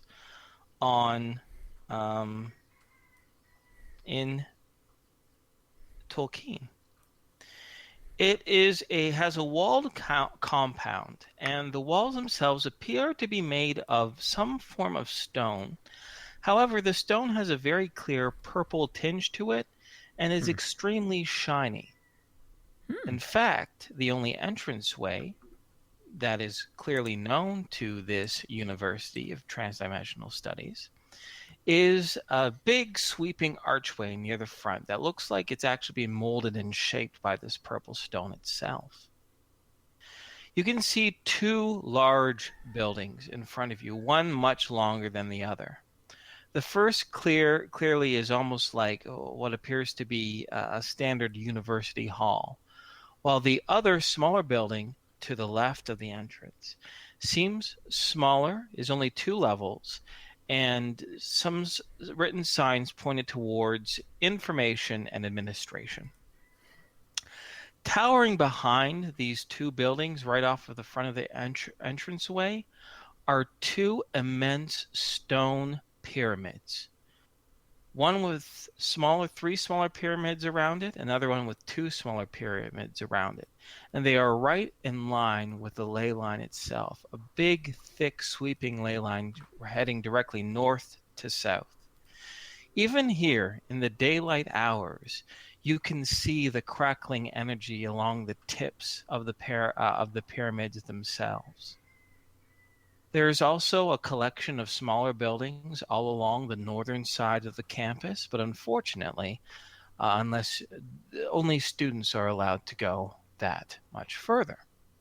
But where would you like to go? Would you like to where would you like to go at this point, Tom? Well, I would ask, are there people milling about? Oh, most certainly. Most certainly. Although there isn't a steady flow of traffic, if you were ever trepidatious about entering, you would see both security personnel, mostly individuals in large, dark, black, purple, and blue garb. Mostly very flowing garb as well. Not necessarily robes, but looser shirts and pants and whatnot. Mm-hmm. They would be around. They clearly have some sort of official ranking to them, and they would be able to answer any questions, as would be the small collection. I'd say half dozen or so supposedly students or other individuals kind of milling around this general entrance area. Mm-hmm.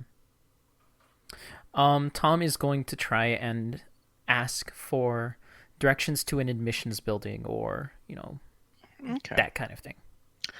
The young woman in the purple, blue, and black garb points you to the smaller squat building to the southern side of the campus and say that as long as you follow along the path weaving towards there, go to the front office and they will provide information about this particular university. She's curt but polite, keeping a quick eye on you before scanning around at the other passersby. Okay. Then he will go. Okay. You will go to there. Great. Yes. The building itself seems to be made of a collection, once more, of that strange purple stone and shimmering yellow glass. Mm-hmm. In fact, you can see the interior of the administration buildings before you actually broach the glass doorway and getting inside itself. It's crisp, clean, and there are a variety of small pyramids around as decoration. In addition to kind of create a little bit more of a livelier environment, there are pots of plants that you definitely have not seen. Some of them with huge, large, blood red, like orbs on the top of them, like half-filled balloons hanging from a bristling bush. Mm-hmm. And other such alien vegetation. The individual who approaches you, or who is at the front desk at this point, is a young man. He is human by the looks of it.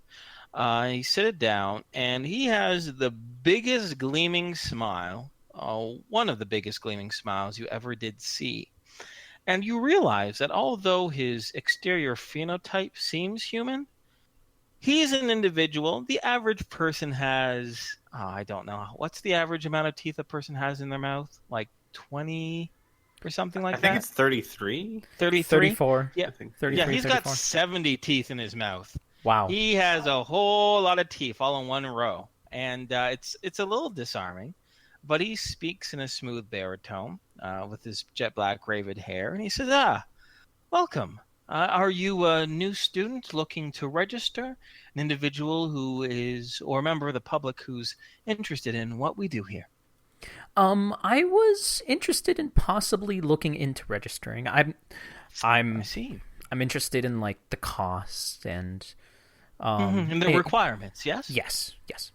Good. First thing is first. Are you a citizen of Tolkien? No. Okay, that is not necessarily a problem. What is your mystical educational background? None. Oh, well, he pauses for a moment. He says, "Well, what secondary school did you go to?" None. Oh, he says, and he looks a little more concerned. But he's still coming out. He goes, okay, well, what elementary school did you go to? None. Huh.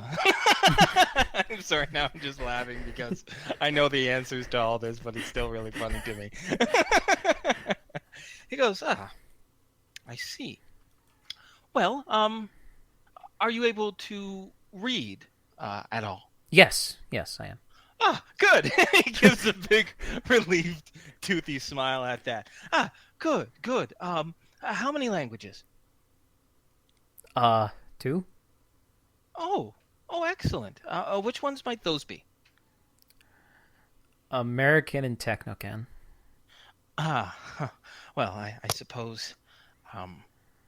All right. Techno can is a little. It's technically more... a language. No. It is. Just not typically one used in the mystical arts. Well, very well. To be honest with you, and I think it's absolutely necessary, an individual to enroll in the into this university needs to have, at the very least, the basics of understanding of magical arts, you understand. Since we ourselves deal with advanced advanced knowledge of both time and space, very deep theory involving that. Requirements for admission requires a baseline knowledge to begin with, to build from, you understand. Perhaps if you are interested in pursuing the magical arts, I could provide you some schools here, that schools and guilds that might be willing to take on new initiates. Yeah, I would like that. Good, he says, giving a relieved smile. Very glad that you're not going to yell at him. As he says, give me a moment. No worries. As the scene pauses for a moment, as Inferno definitely isn't scrolling through a bunch of things.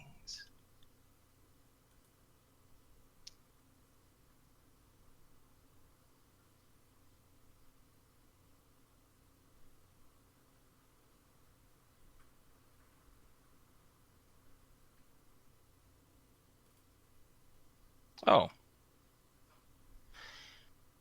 He'll well, give me a moment.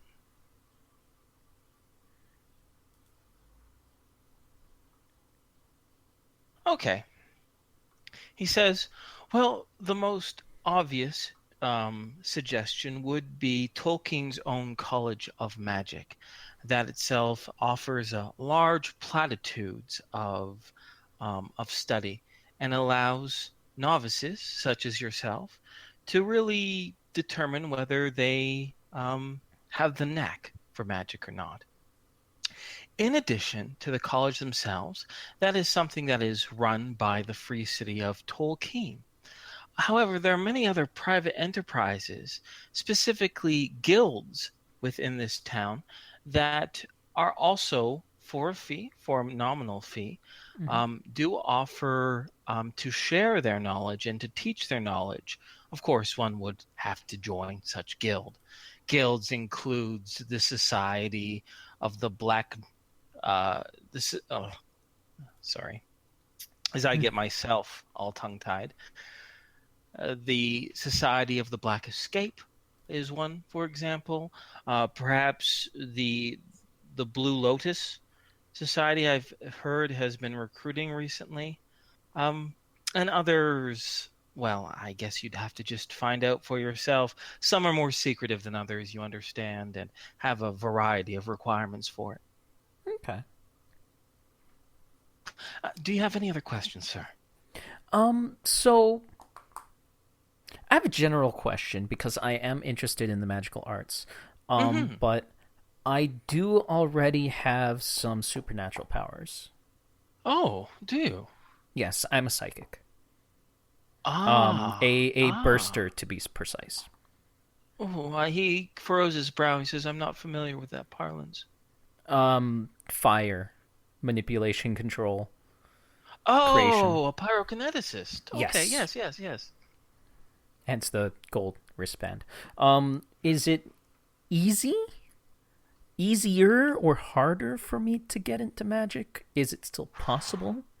He blows out his cheeks a little bit and replies, well, honestly, I am not one who has such a supernatural gift. I couldn't say from a personal experience.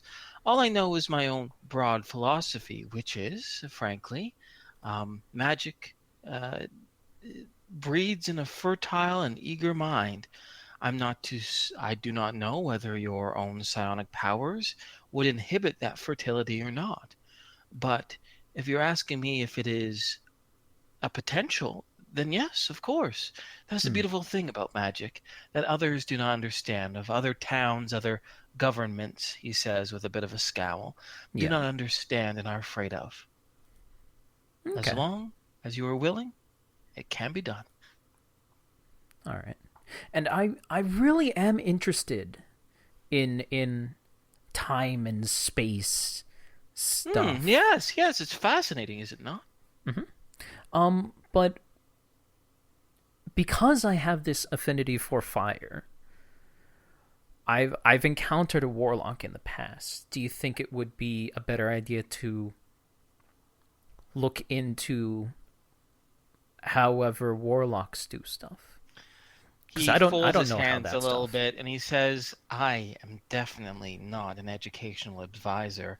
I'm merely an administrator that helps and informs potential new students to our fine university. That sounds like a gravely personal decision, and I don't feel that I have the right as an individual to even suggest such a thing for you. Well, okay. Well, thank you very much. And I think I have everything that I need. And please, think back of our university here. Once you meet those requirements, you do clearly, not enough people, frankly, are interested in what is beyond time and space itself. So I hope this wasn't discouraging for you. No, it's fine. I figured it was probably going to be something like that. How much is tuition for a non-Tolkien resident? Oh, yes. I suppose you picked up on that, didn't you? Well, yeah.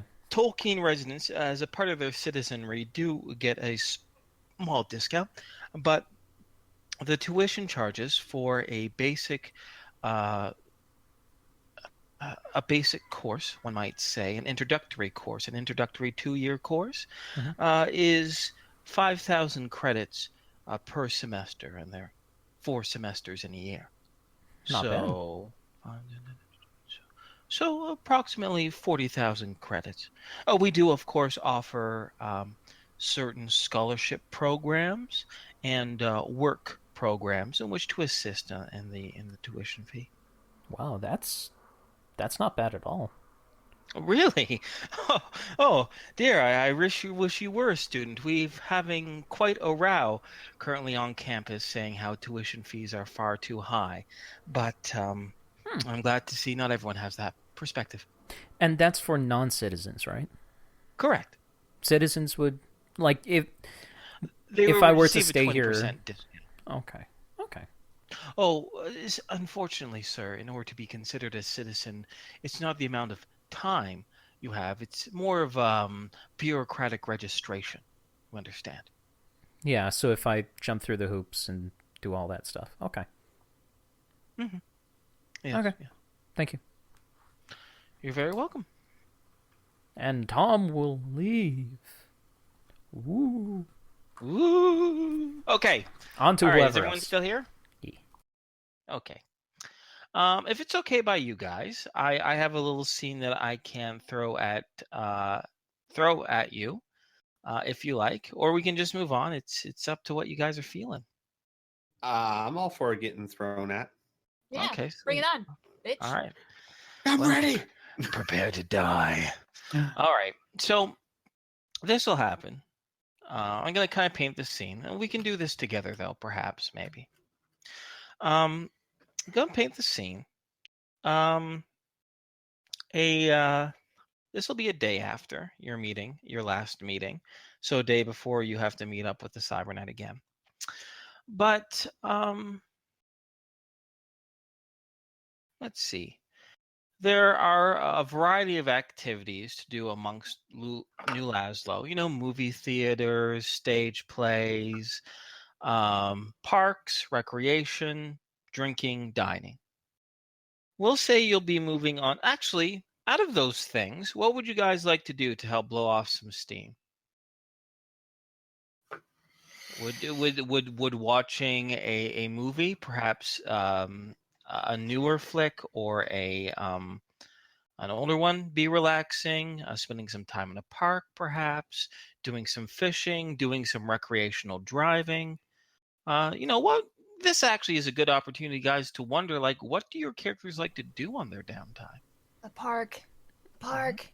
I know what Tom would want. Okay, well, what would Tom want? Fishing. Okay. Yeah. All right. So maybe there's a park that has a lake where you can fish. There is actually. In fact, Tom was invited to one. Yeah. For catching that funky hat. Okay. So I could bring everybody there. Sure, yes, yeah. The open invitation was yourself and your friends. So that's a perfect destination in which to go to. And in fact, we'll let me paint that scene here for you a little bit. As I once go through my little Tolkien guide.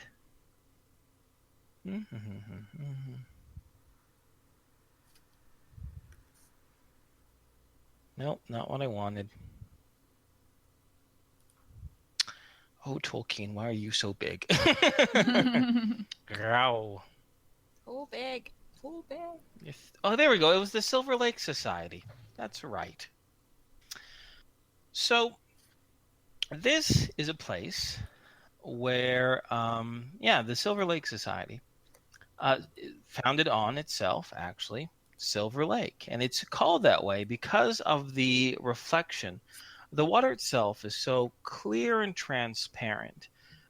2 times a day, when the sun rises and the sun sets, the light hits the lake in just a way. It gives off this wonderfully silvery color to it.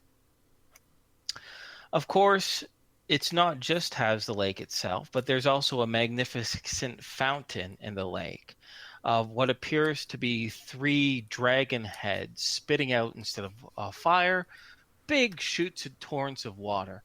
And from time to time, the torrents of water themselves change color, variety of colors. There's also an orchard which peach and apple trees grow. There's a very large tower in which the Silver Lake Society itself conducts its business, which you are not permitted to, although you are permitted on the grounds. There's a massive fire pit. In addition, there are sculptures, rock formations, and even a little stone-hedged circle of standing stones. However, during the day, residents are asked to not break the stones themselves, not to enter the little standing stones themselves, since the fairies that reside there like their privacy. So, but of course you're allowed to the lake and the orchard and the sculptures, the rock formations, the fire pits. And as you are exploring, enjoying the nice, cool spring day, seeing the budding orchards along the valley, watching the fountain, doing some fishing, which you would be permitted to do, Tom. I'd like each of you, the first time, other than Squee doing a skill check, the first time you guys are actually going to roll some fucking dice tonight. Who'd have thought? I'd like each of you to roll me a D20, please. And no modifiers. I got a 1, Mila got a 7. Tom got a 5. Bam! I got a 1. Patrick got a 17. Okay. All natural. So once again, I'll just have to ask for your patience for just a minute or two.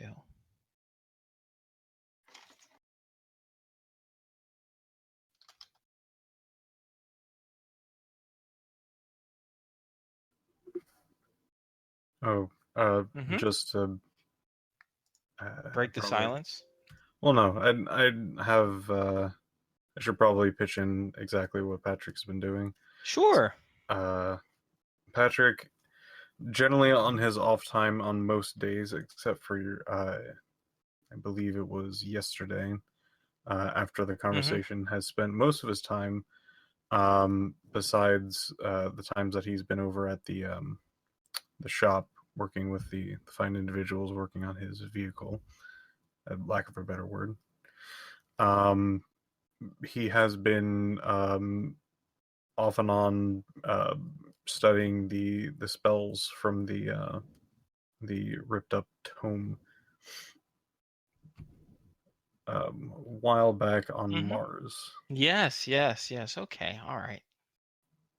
That is good to know. Spending more time studying that.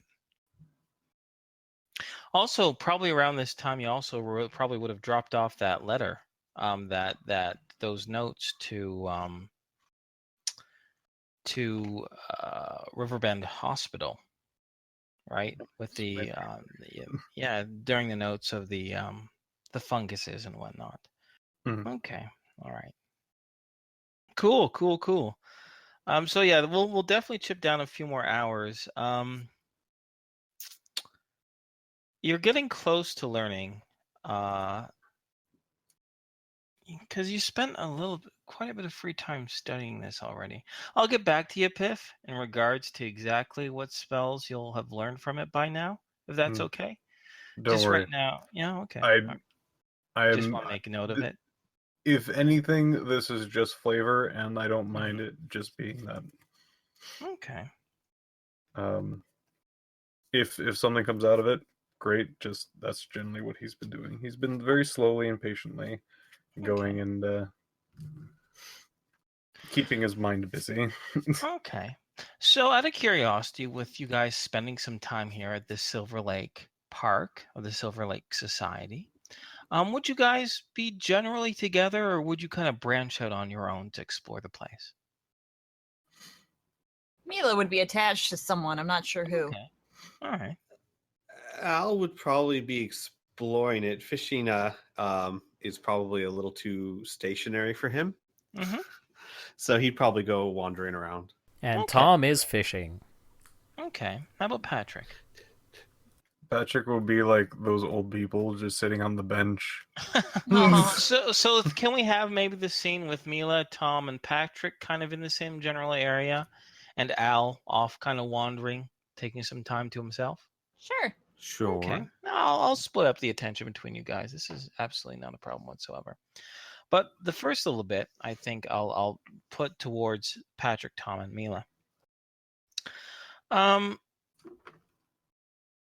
Along the edge of the Silver Lake itself, there's a small little areas, small little park benches, some closer to the water, in which Tom can definitely set out a lure and begin to fish a little bit. Nearby itself, there are some standing rocks that are kind of perfect for climbing, if that's something that Mila would be interested in. Yeah. Rocks ranging between just a few feet off the ground to a good 15 feet up high. Yeah. Some of them in the shape of a variety of monsters and creatures, and some of them seem to be in some sort of strange alien artistic shapes that maybe mean something, but whatever. Right? Yeah. Where Patrick, you're sitting on a nearby bench, probably very close to where Tom is setting up fishing. In fact, Patrick, I would like you to roll me a lore check in regards to monsters and BBs. Okay. So double check that. Yep. No penalties. Succeed by 28. Though the rock formation that Mila is currently climbing right now, you're pretty sure it might be a religious symbol of a alien called the Gobrex, who worship what it appears to be like an ancient earth elemental, at least if that's what you can recall reading about in the lore. You don't know much about them, rather than being a very seclusionary species that live on a planet or in a civilization with a very, very high sense of gravity. So they tend to be very squattish and withdrawn. But yeah, the one that Mila is climbing appears to be at least some sort of religious symbol for their great ancient elemental, earth elemental, Allfather. And all of a sudden, Patrick, as perhaps you are examining that or the lake itself, or conversing with Tom, or enjoying the air, feel a little pull on your leg. Well, pull on your pant leg. I, as Patrick, will look down. And as you look down, you see at first two big pairs, or one big pair, so two large, inquisitive eyes, big with this beautiful emerald green color. They're as big as dinner plates. Well, not quite, but they're as big as really huge dessert spoons. And it's attached to a little monkey-like face. It's a long muzzle, bushy crop of like reddish hair on the top of its head. It looks like he has 2 hands, 2 feet, a big fluffy tail. His entire fur is this kind of reddish tan color, but it has black bands like a raccoon's along its arms, its legs, and its tails. And it looks up at you. It points a little finger to its mouth, and it goes, "We hungry." It tugs at you again. "We hungry."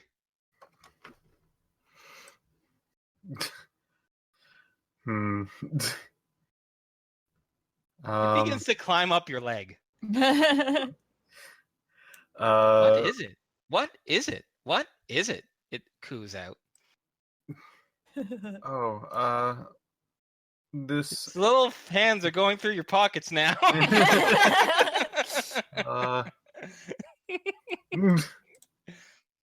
I don't have. Takes much out your cred chip. Starts nibbling on it. What is it? What is it? He throws it into your lap. Starts going through your pockets again. I don't have any edibles in there.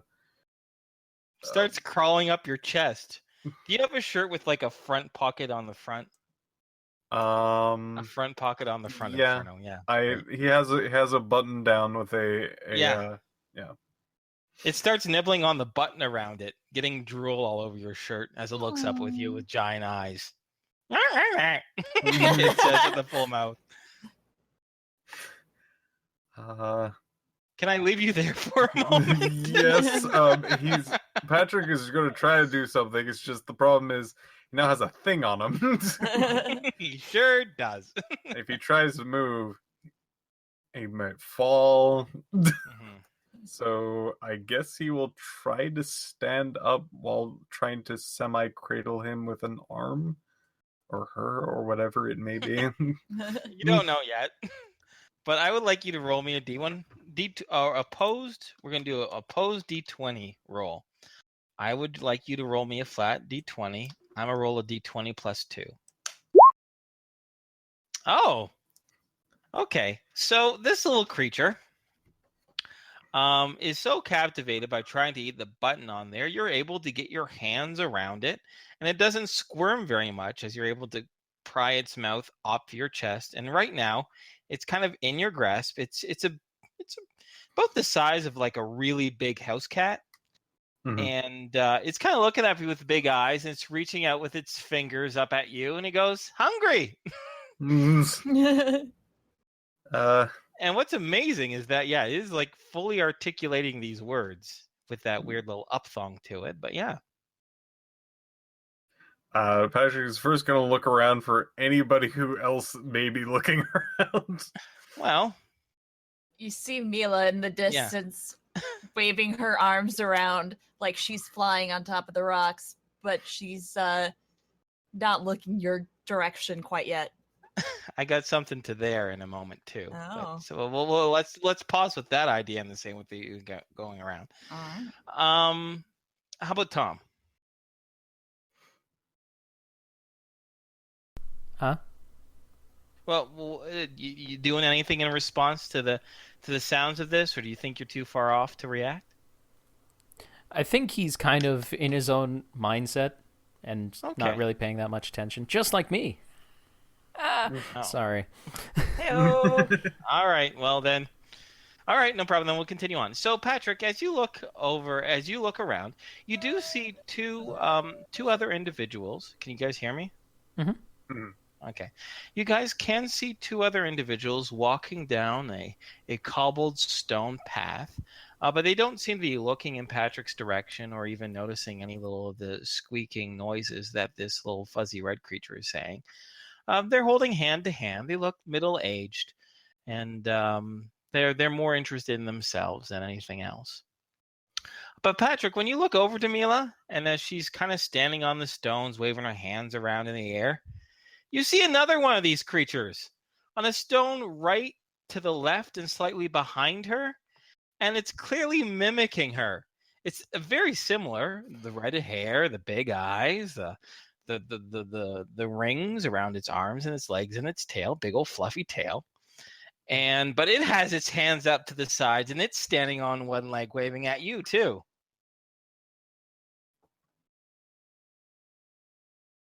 Huh.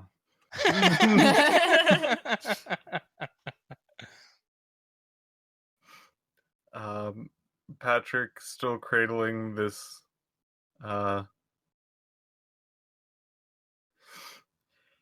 He's actually going to go over to the older couple. Okay. All right. All right, you'll get up, and this thing now it's starting to squirm in your grasp a little bit. You're able to hold it tight because you rolled so well in the opposed check, and it keeps reaching either to eat at that button on your shirt again or to go into your pockets, but you're able to kind of squirm and move it around so it doesn't do that. As you're able to break the trajectory of the two folks walking hand to hand, a man and a woman, and you're able to approach them. They don't see you until you get within, I'd say, about 15 feet, and they look with a little bit of surprise, and they only slow down when it's very clear that, like, you're not trying to approach going past them. You're like, your eyes are looking at them, and you're like approaching them.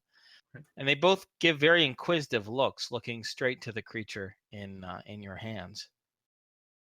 I'm sorry to bother, but maybe you know what this may be. As Patrick kind of moves his arm to kind of slightly move the beast around a bit. Creature, what it be? Creature, what it be? The little fuzzy red ring-tailed thing asks. As they kind of look at each other and blink a little bit, the man stands kind of mouth agape, and he kind of just gives a sound, while the woman, who has hair going down to her shoulders, with a few small wisps of gray in it, she looks like she's about in her early 40s or so. She takes a look at it and she says, "Well, it's not yours. It's not a pet. Pet? The creature asks as it starts squirming around in your grasp. Maybe I should talk to it directly after this conversation, but I was wondering if it's native to here. It seemed to have found me and asked me for food. Oh, no. We've been members of the Silver Lake Society for quite some time. These creatures are not indigenous to this area whatsoever. Perhaps it belongs to one of the domes or the zoo. Maybe it was a personal pet of someone that managed to escape. I'm sorry, I'm not familiar with that creature at all. Thank you for your time. As Patrick gives a small, awkward bow with this thing in his arms, and moves off to the side. Okay. I'm gonna pause right there for a moment. Right. I'll get back to you, Tom and Mila, in a second. Just want to go to Al since there's been nothing involving him for a little bit, if that's okay. Mm-hmm. So, Al, Hi. what area? Let me just once again reinforce some of the areas of the park here, right? The large lake, of course, with its fountain, rock formations, vegetation formations, an orchard, fire pit, standing circles. Is there anything there that you feel that Al would be wandering around? Well, I'd like to think that he would just kind of wander around and explore everything. So we can say maybe the orchard would be at this moment. Oh, sure. Sounds good. The orchard. The orchard is relatively quiet at this point, although you do see a few other passerbys, a lot of couples or individuals, a few people sitting underneath the blossoming trees. As you explore over the area itself, all of a sudden, you hear this very high, almost feminine sound, which says, "Hey, over here! Hey, over here!" It's coming like to the northeast. Al would turn to look. Okay. And as you turn to look, you swear you can see maybe about 60 feet to one side a strange, red fuzzied creature with black rings around its arms and its legs and its big fluffy tail. And its big fluffy tail is clearly prehensile because it's using it to grip onto the branch of one of these orchid trees as it's hanging upside down. So it looks at you with its big green eyes and it goes, "We're lost." Al looks around to see if there's anyone else around. Not currently, not within the immediate vicinity. And then he'll look back to it and he'll say, sorry, I'm not very familiar with this area. We're lost. It starts Yes. swinging back and forth a little bit. Where are you trying to get to? It drops down from the height, a good solid 6 feet, but lands on its feet. Begins to scamper over to you on both its hands and its feet, up to you. And it begins to try to crawl on the back of your leg. It seems to be going up past your butt, along your back, and it's headed to your shoulders. Al would What is it? What is it? Al would kind of the same way. Hi, what are you? What are you? What are you? What are you? As it begins to get into your hair. Not pulling a lot, but it's kind of like, because you have pretty short blackish hair. Well, it's longish a little bit, right? It's not super long anymore, but it's actually rather short now. Oh, okay. It gets into your hair on the top of your head, and it starts picking at your head, and it says, "So pretty, so pretty, pretty, pretty, pretty, pretty, pretty." Al will reach up and attempt to scratch it behind the ears and say, "You're pretty too." You're pretty too. You're pretty too. As it begins to nuzzle into your head. I think Al would laugh and start like scratching on the chin. Like basically like pampering a cat type of thing. Okay. It enjoys the scratches, the scritchety scratch onto its chin and whatnot. It gives these happy little sounds, which are really weird. This is really, really terrifying and amusing. Yeah, all of those things. You pet a little bit as it kind of rests on the top of your head. Is it okay if I just break from here as I go back towards the other three? Yeah, because I imagine Al would actually just spend time playing with it. So okay, all right, we'll get back to that in a moment. But Mila, you still climbing around? You still waving over at you saw Patrick. You see Tom still kind of fishing off to his own. You see Patrick kind of move with that little something red and fuzzy in his grip, and he's having a small conversation with the people right now. Do you want to keep on climbing or waving at him, or? I think Mila would like kind of squint her eyes and lean forward to see who Patrick is talking to. Okay. Well, your eyes are out. You don't need to squint very much. You have excellent vision thanks to a certain mind over matter implant. And you can identify this couple with significant detail in this small little reddish creature right there. You feel something brush against your left foot. Mila kind of swipes her foot, still. Ah! Mila turns around. and almost completely mimicking you, it also makes a scream and it waves its hands around in the air as this little big-eyed, green-eyed, red and black fuzzy little creature kind of looks up at you. Hi. Hi. My name's Mila. What? My name Mila. Mila. Your name's Mila too? 2, yes. 2. Mila too? Oh, hi, Mila too. I'm Mila 1. 1. Yeah. It says as it begins to pick its nose. Mila, unironically, is also picking her nose.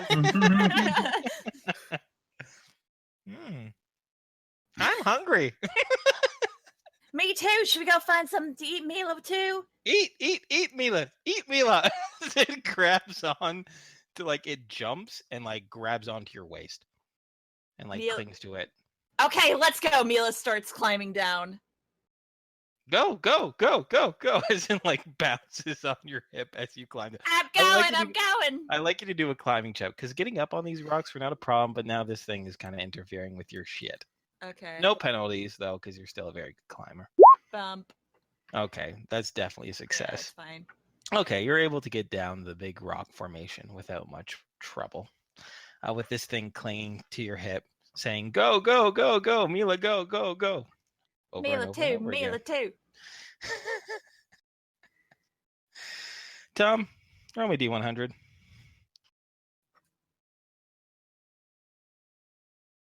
$84. You feel something on the end of your line. Oh, okay. Yeah. He's going to try and reel it in. Oh, yeah, sure. You're able to reel it in. It takes a little bit, though. It's something heavy. That's definitely for sure. Must be a large And fish. you pull it up. Kind of. Kinda. You're partially right. So you see, as you pull out, at first you see the tail of a beautiful blue-silvered scaled fish flapping around like crazy. Give another tug. And you start to see the body, but the body is connected to something. You can't see the head because the head of the fish is inside the maw. Inside the maw of a green-eyed creature with very wet red hair and a dripping tail that isn't fuzzy anymore, and with black rings around its tail and its hands, arms, and its legs. And it's clinging onto your line with the hook in both. You don't know if the hook is in the fish's mouth and then the fish is in this thing's mouth, or both the hook and the fish are in this thing's mouth. But you caught it. Yeah, I did. I kind of like to imagine it was this moment where Tom, the music picked up, Tom's eyes widened yes, finally I got something. And then he pulls it out in a dramatic swoosh, and everything slows down as he sees this derpy green-eyed creature munching on this fish. The green-eyed creature, both eyes going in opposite directions as it flies towards him. I like that. I like that description a lot. Mm-hmm. It's good. Thank you. So, you have my fish. It says as it tries to gulp down the fish. Okay. Can you stop that for just a second so I can get my hook out of it, please? It does land on the ground unceremoniously and starts to shake its entire body, water going everywhere, trying to dry itself off. But stands there with the fish in its mouth, kind of looking at you with big derpy eyes. Does it still look like the hook is in both the fish? It does. You're not too sure. It might even got worse because it's clearly trying to swallow this fish whole. Okay, enough. Hold on.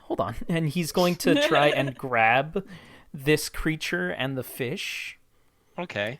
I'd like you to roll me a D20. I'd like you to add just a 1 to it. I'm not going to add anything because it's captivated by fish mouth. So 14. Yep, you're able to grab it, no problem. It is wet and it's actually kind of smelly now. But you're able to grab it and it gives a surprise little noise. I'll give you the fish. I'll give you the fish. And I'd like you to actually roll the fishing skill in order to dehook both this creature and the fish. Okay. I would like you make it harder by 10, though, because harder by it's 10. attached to not a traditional fish. Okay. I succeed by 9. Great. All right, this thing wriggles around in surprise a little bit, but you're able to both unhook it, and turns out the hook was actually in its lower lip as well. Okay. Once you free it and the fish, you probably put the fish on the ground, or is the fish in your hand? Like, what do you do with the remnants? Actually, he hasn't even chewed on it. You have the whole fish now. Mm-hmm. It's kind of in creature saliva, but you have it. I will motion the fish to this creature. It gives its big eyes blink, and it goes, hungry, hungry, hungry, as it starts like jumping and grasping for the fish. Well, eat. And he's going to lay the fish on the ground. Okay. And he picks up the fish and he goes, eat, eat, eat, eat, eat, eat, eat. And it scurries up into your lap and grabs the fish like it's a corn cob and starts nibbling on it. Okay. The second you guys hear eat, eat, eat, eat, second it starts to say eat, eat, eat, eat, eat. Mila, the creature on your hip starts to bounce up and say, eat, eat, eat, eat, eat, eat, eat, and it launches itself off of your hip and starts running towards the lake. And Patrick, in your grasp, as you start heading back towards, your bench to talk with this thing, it turns its head to the south and looks up at you with big eyes and goes, eat, eat, eat, eat, eat, eat, eat, and it's trying to get itself out of your grasp. Are you going to let it go, or do you want to... Is it more than usual? Yes. Oh, way more than then he's usual. Probably going to let go. Okay, you let go. He grabs on the ground, and Tom, soon you got 2 more of these creatures kind of in your lap, and one is nibbling on the tail, and one's nibbling on the head, while the other one's still nibbling on the center of it. Okay. Now, the creature on your head that you've been playing around with, and it's going to be playing around too. Like if you wave its fingers in front of its face, it tries to catch. It makes like those weird kind of laughy, happy noises, and a lot of times it mimics what you say. But it pauses for a second, and it stands straight up on its back paws, up on your legs like a gopher looking around, and he points in the direction towards the lake, and he pulls on your hair a little bit, and he goes, go, go, go, go, go, go, go, go, go, go, go, go, go. Al's like, ow, ow, ow, ow, and he starts going that direction. The second you start going in that direction, the hair pulls stop, and you can feel it like bouncing excitedly on your head. Al starts going that direction. What's over there? Eat, eat, eat, eat, eat, eat, eat, eat, eat, eat, eat, eat, it says very happily. Oh, okay. And Al will start heading that direction. Okay, as you head in that direction, it's only a quick 3-minute walk of this excited creature on your head. As you see some benches by the lake, you see a really nice earth and rock formation. And you see your friends gathered nearby, but soon when you get within 100 feet of this visage, this thing launches itself from the top of your head, probably causing it to rock back a little bit, as it lands on the ground and bolts towards the bench in which Tom is on.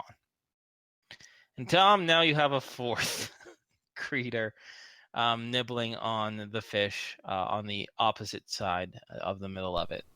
So really, Tom's lap is a swarm of these nibbling, cooing, red and black creatures.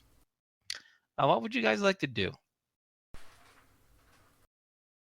Mila's gonna launch herself on top of Tom to eat. Oh God! I want to envision this as right as he's getting ready to cast off again, Mila just launches herself. Her mouth is open. She starts nibbling on the fish as best she can. Okay. Oh my god. I need you to roll me a D100 because your face is interfering with a bunch of other fuzzy faces. You can't. You have to keep. There's just a lot of red fur and faces everywhere. It's hard to eat the fish. It's very hard to eat the fish. Well, she's at least playing along. Definitely. Difficult. Maybe not impossible, but it is. You're not getting a lot of fish, let's just say, which is probably a good idea because it's fucking raw. It's fucking it's raw. Real. It's fucking raw. Anything else, you guys? Mm-hmm. Anything else you guys like to do before I continue on with the scene? No. I know Patrick would probably stand up and awkwardly, trying to not get the saliva on his shirt on himself, try to move towards, probably failing by the way, moving towards where the commotion is going on. Okay. To get a closer look. Sure. You guys get there. How about Al? What would you be doing after seeing this display of? I think Al would just be watching the commotion. Okay, all right. So, as those of you watch or take part in the commotion, Tom, both Mila and these creatures are not the cleanest eaters in the world. And although they definitely strip the bone bare, and in fact the little critters seem to eat the little thin, hollow fish bones themselves, there's a big mass of like fish bits in your lap. But they all lick their chops happily, and they all lay back on the empty portions of the bench, their tails tucked between their legs, their backs resting against their bench as they're all like rubbing their little bellies with their fingers, making those weird noises again. Okay. At this point, Patrick, you're the first to notice, Al, very quickly, some movement off to one side, which is once again that young couple that Patrick originally talked to. And they're pointing at Tom's direction towards the bench, and you can overhear them saying, There, officer, that's where we spotted them. And you see a man in what appears to be some sort of official uniform. Once again, wearing that little star with the T's in it, very similar to the security individuals that first checked you into Tolkien. Mm-hmm. He looks to be probably in his late 50s, a big mustache that is salt and pepper colored. But unlike a lot of security personnel that you come across other villages, he doesn't seem to be clearly wearing any sort of body armor. But he does have what appears to be a large mallet on one side of his shoulder. The mallet itself has this kind of golden head to it. But he goes, thank you. We've been tracking these down for half a day. As he approaches the group collected around the bench, he goes, excuse me, folks. And he pauses at the content little creatures, and he goes, these Zealands escaped the habit dome this morning. I certainly hope, have they bothered you? Have they bitten you at all? No, they haven't bitten me. Well, good. Well, just for the sake of safety, since this is a non-indigenous species and they're outside of their natural habitat, I would like to ask you to just step clear of them until I notify the proper personnel in which to collect them and bring them back to where they're supposed to be. Sure. And he'll get up and start brushing the bits off of his lap. Okay. Is there anything else you guys want to do or say during this encounter? Because I can wrap up the scene with a few more descriptions and. I think I'm good. All right. So, sure enough, the little critters are pretty content after their fish meal. They do a lot of times crawl around the benches quite a bit, talking with you, looking at you guys. A lot of repetition of what is it and where are we and so and. But within a few minutes, after communicating on a radio, this security officer, other individuals come with large cages with these little crystals on the tip of them. And they, after some eventful chasing and cajoling, manage to scoot the creatures into the cages and whisk them back away. Mila? Yeah? As they whisk the little creatures away, you're able to spot with your really good vision a little hand escaping the bars and giving you like a little wave. Aw, Mila will wave back. You hear in the distance. And scene. Scene. And scene. So, is there anything else you guys would like to do? Oh, Squee, we mentioned this. You said you had some questions about some things you might want to purchase from Techno Wizardry. Indeed. Why don't we address that now? Sure. So he'd go kind of shopping. I do have a question. Okay. Now a few questions. Actually, I should get out of the way. So the armor of Ithan, when attached to power armor, now it's 50,000 credits per 10 points of mega damage. Now, I think it said based on the level of the creator. What level of creator, like? How high can you go? Well, more like, what are my options? What are your options? Okay. Well, we're going to say Techno Wizardry is pretty competitive and compared to anywhere else, pretty pervasive in New Laszlo. Fucking Tolkien. You're in New Laszlo, no way, by the way, everyone. No, so you have. Wait, did I hear Squee? Did I hear you gasp? Yeah. What? Did you have something else in just mind? We were in New Laszlo. He's being a shit. Hey, right. hey. You have 4 options. Okay. Mm-hmm. One is a 3rd level. Okay, wait. Let me type this out. This is going to be a lot easier to say. You said it's listed at 50,000 experience, 50,000 per every 10, right? For every 10. Okay. So basically, I guess per every level of the creator. Yeah, exactly. Okay. So, I'm going to just open up a notepad real quick so I can write this down, copy and paste for you, because I could say you this, but I could say you this. Fucking hell. I say you he did.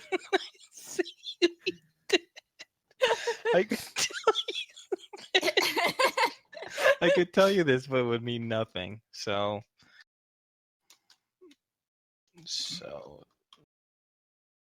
30.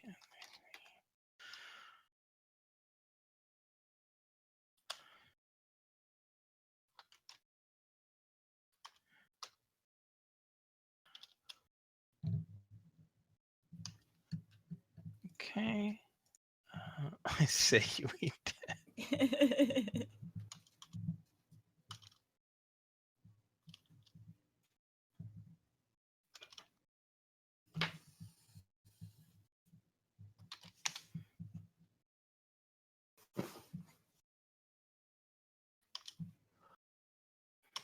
Okay. Option 1. Option 2. 3 and 4.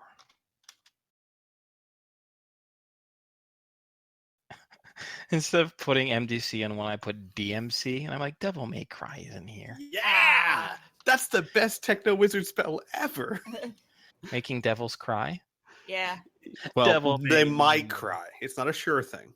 Okay, so here I'm going to put this in Roll20. So there are your 4 options. The first 2 are below market. They're pretty cheap, found by competitive Techno wizards. The third option is right at market value. The fourth option is the most powerful. I missed a 0 there. It's supposed to be 650,000. Right. But it is pretty much the more higher a Techno wizard is, the more he can charge for stuff because he knows he doesn't have that much competition. And that makes sense.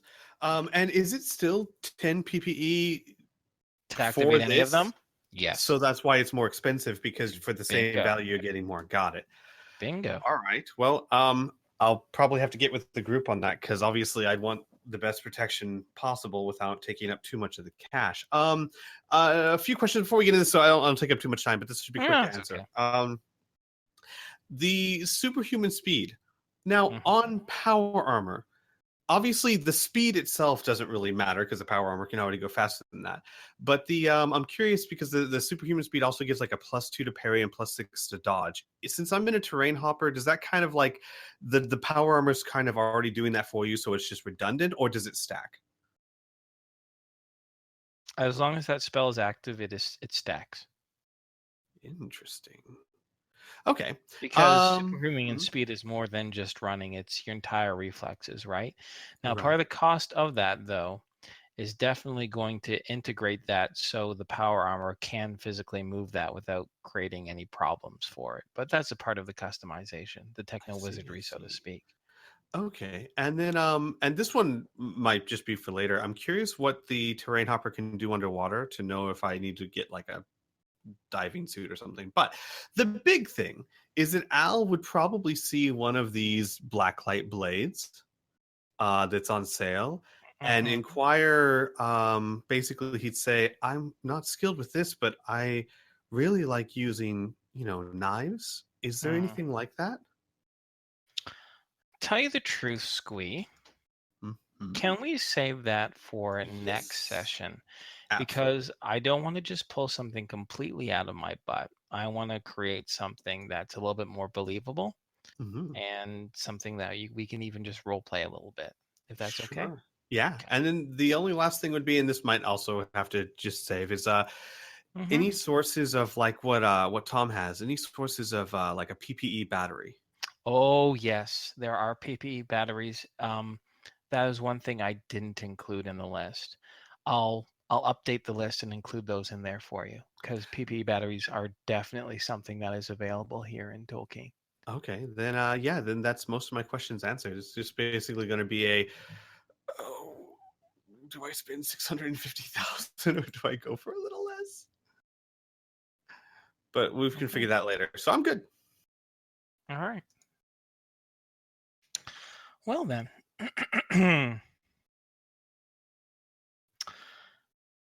Then how about we finish off the session with one final scene, which is the meeting, the other meeting with the Cyber Knight, confirming and confirming the plans and making sure everything is hunky-dory. Sound good? Sure. Great. So you meet once again at 10 o'clock in the morning, just inside. Oh, give me a moment. Is in the western quadrant at the Meadow Lake Farms area, which you learn from either the locals themselves, your own exploration, or at the very least, the little magic holo map that you have with you, that you purchased, is known to be a commune and home to a number of warlocks. And where you meet actually is on a very nice sandy beach right next to a fishing pier, just beyond a small meeting hall that you check past. But on the beach itself is 2 figures. The first you do recognize as Edmund, the Cyber Knight. And next to him appears to me a woman who appears to be in her late 30s or so, with stark not stark brunette hair, but deep brunette hair with a, for lack of a better word, like an orange wisp through it.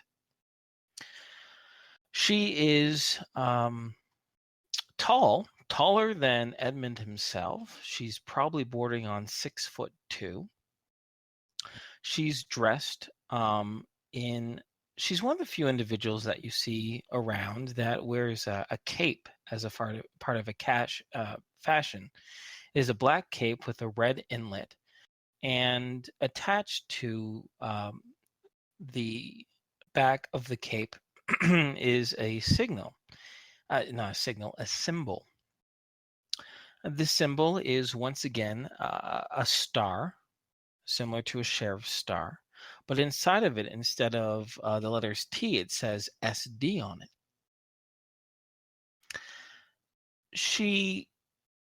Both of them look at you, and Edmund gives a small nod, and as you all approach, he makes introductions. He says, "Good to see you again. Good to see that you are well. This is Bailey McFadden, an individual I've gotten to know over the past few days quite well. She's a head investigator of the Supernatural Division of the Tolkien Police Department.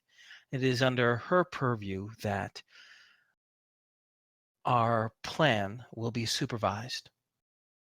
Miss McFadden, may I introduce you to Mila, Alcibiades, Mr. Patrick Kinsman, and Mr. Andrew Brown." They all give a bit of a nod.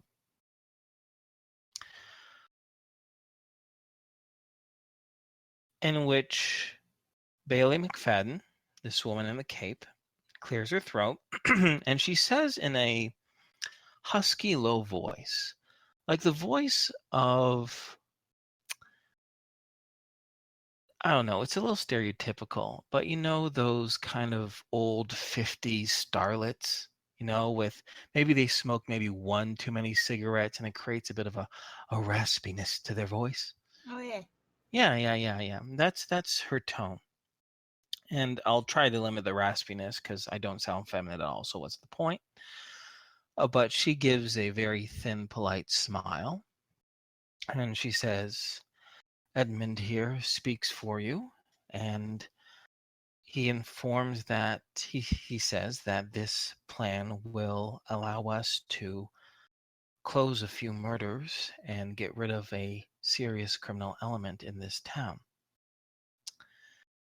I have to inform you, though, that this is extremely unorthodox and not an operation that even the Supernatural Division of the Tolkien Department normally participates in, but it's a once in a lifetime opportunity. I do need to inform you that before we progress, other than some obvious support in the guise of a false arrest, and securing both Edmund here and you, Mr. Brown, that we will not be able to provide you with constant monitoring, nor can we guarantee your absolute safety. Do you understand these risks? Tom will nod. Okay. How about the rest of you? Al will nod. Yeah, Mila's nodding. Okay. Patrick? Patrick will actually say out loud, yes. I see. Good. In addition, this operation, since we do not know the entire power structure of this group of individuals which we suspect might be the black market or another serious gang, since they are of unknown knowledge and your role is to provide this information, frankly, it will stop and end with me. We do not know. She pauses for a moment.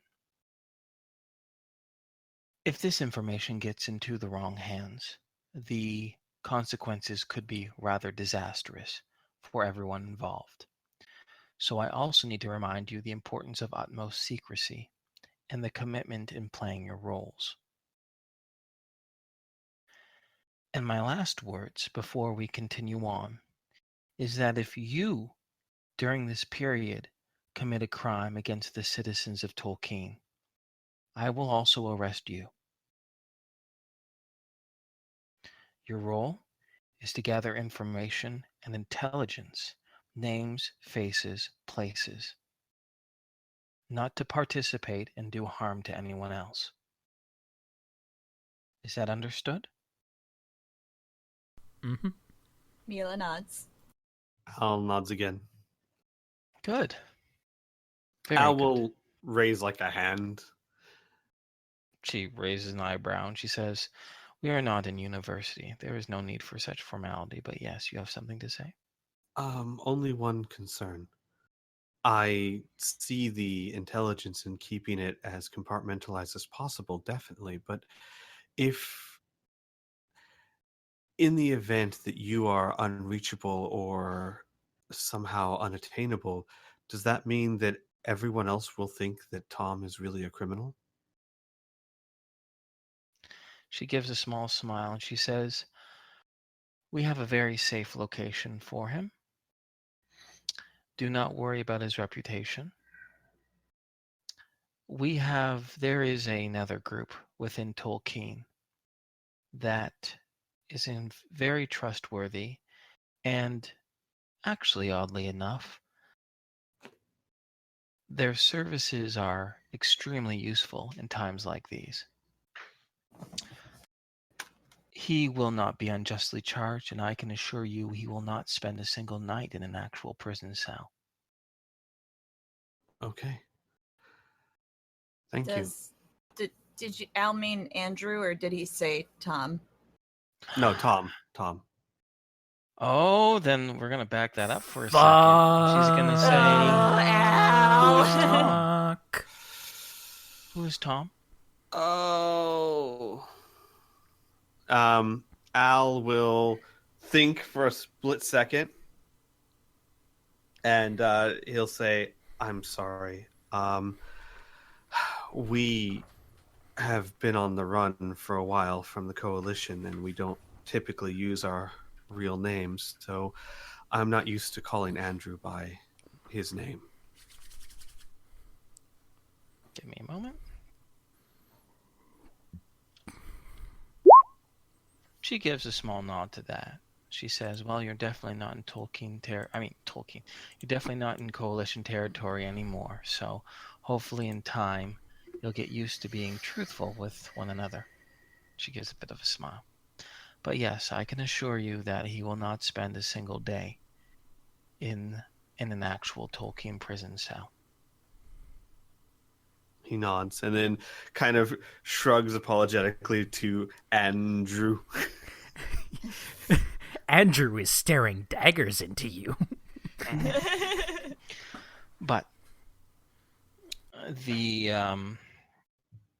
both Edmund and Bailey, Miss McFadden, begin to outline the plan.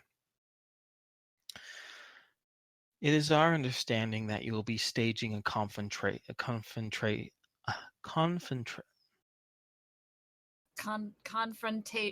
There we go. Confrontation. There we go. Even I'm having trouble saying it. I know, eh? It's a curse. I know. Boo. A confrontation. The word you're looking for is confrontation. Confrontation. There we go. A scuffle. A scuffle. You've arranged a scuffle with yourselves and Edmund to lure these criminals into a false sense of trust. We have an area already picked out, an area in which we know there is very, very low population, and in which any mistakes can be easily contained. It is in the eastern quadrant of the town of New Laszlo, 7 blocks south of Pyramid Place. Are we in Tolkien? In Tolkien? Yeah, in Tolkien. Okay. Oh my god. I'm starting to shut down. Don't worry, Okay, this scene will end soon. You're almost there. 7 blocks south of Pyramid Place in Tolkien will be where this scuffle.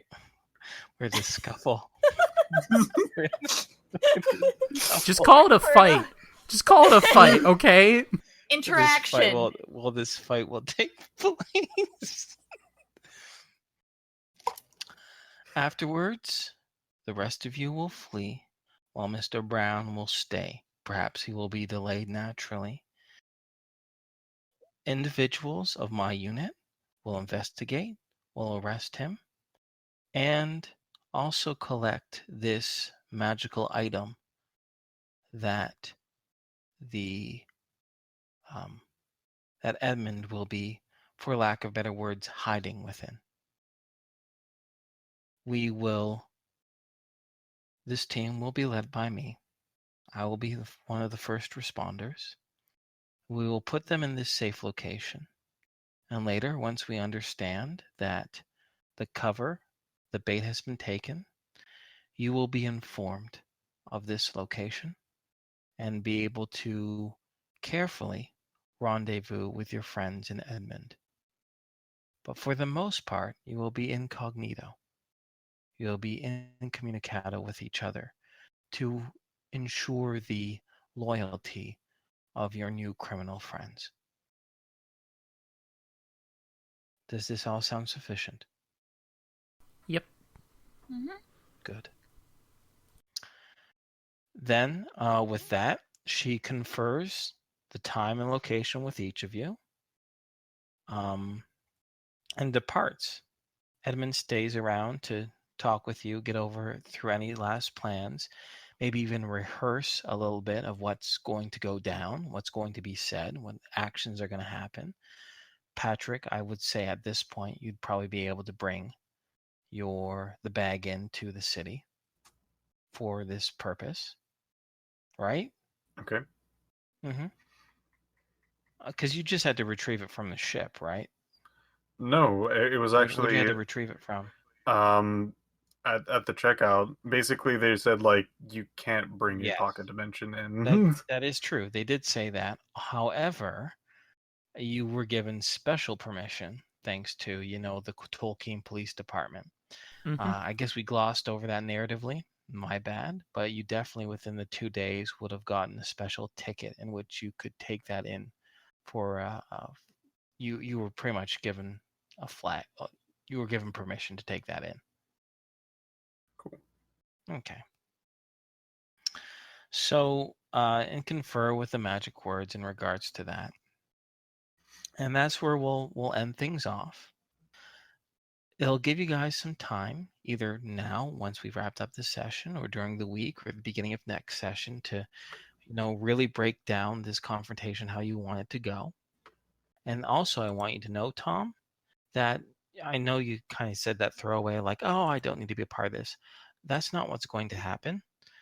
You are going to have a very active role even after you are arrested, because like Bailey McFadden said, you're not going to just be in a prison somewhere pretending. There's going to be some layers to this. But you'll probably be working relatively closely, or at least in tandem, with the Cyber Knight, if you're comfortable with that. Okay. That's cool. Yeah, I already have, there's a lot of things going on in my head already, things that can definitely be enriched. So it will be kind of the next session or two might be kind of split between the groups, but you'll each get your own fair attention and each do your part on this little adventure. Nice. Cool. Yeah. Except for August. Screw August. Yeah, well, fuck August. He's getting a better attitude, though. He's getting better. No. Yeah. I still, and I haven't forgotten, I still need to take him to lunch, so. Yes. That's good. That's good. Little dataroo. Mm-hmm. Well, with that, we can end this session. Oh my god, Squee! Wow. That's not going to help his self-esteem. No! He already got turned down. Now he's got to get turned down by you? By a cute boy. And then go in there and apologize and say, I'm so sorry. Look, I mean it this time. Then stand him up again. Damn it. What a tease. What a cock. Okay. Wow. All right. Should I stop streaming there? Yeah, Or? well, I ended. Yeah, Thanks for sounds watching. good. Bye, everyone. Bye. Bye. Bye.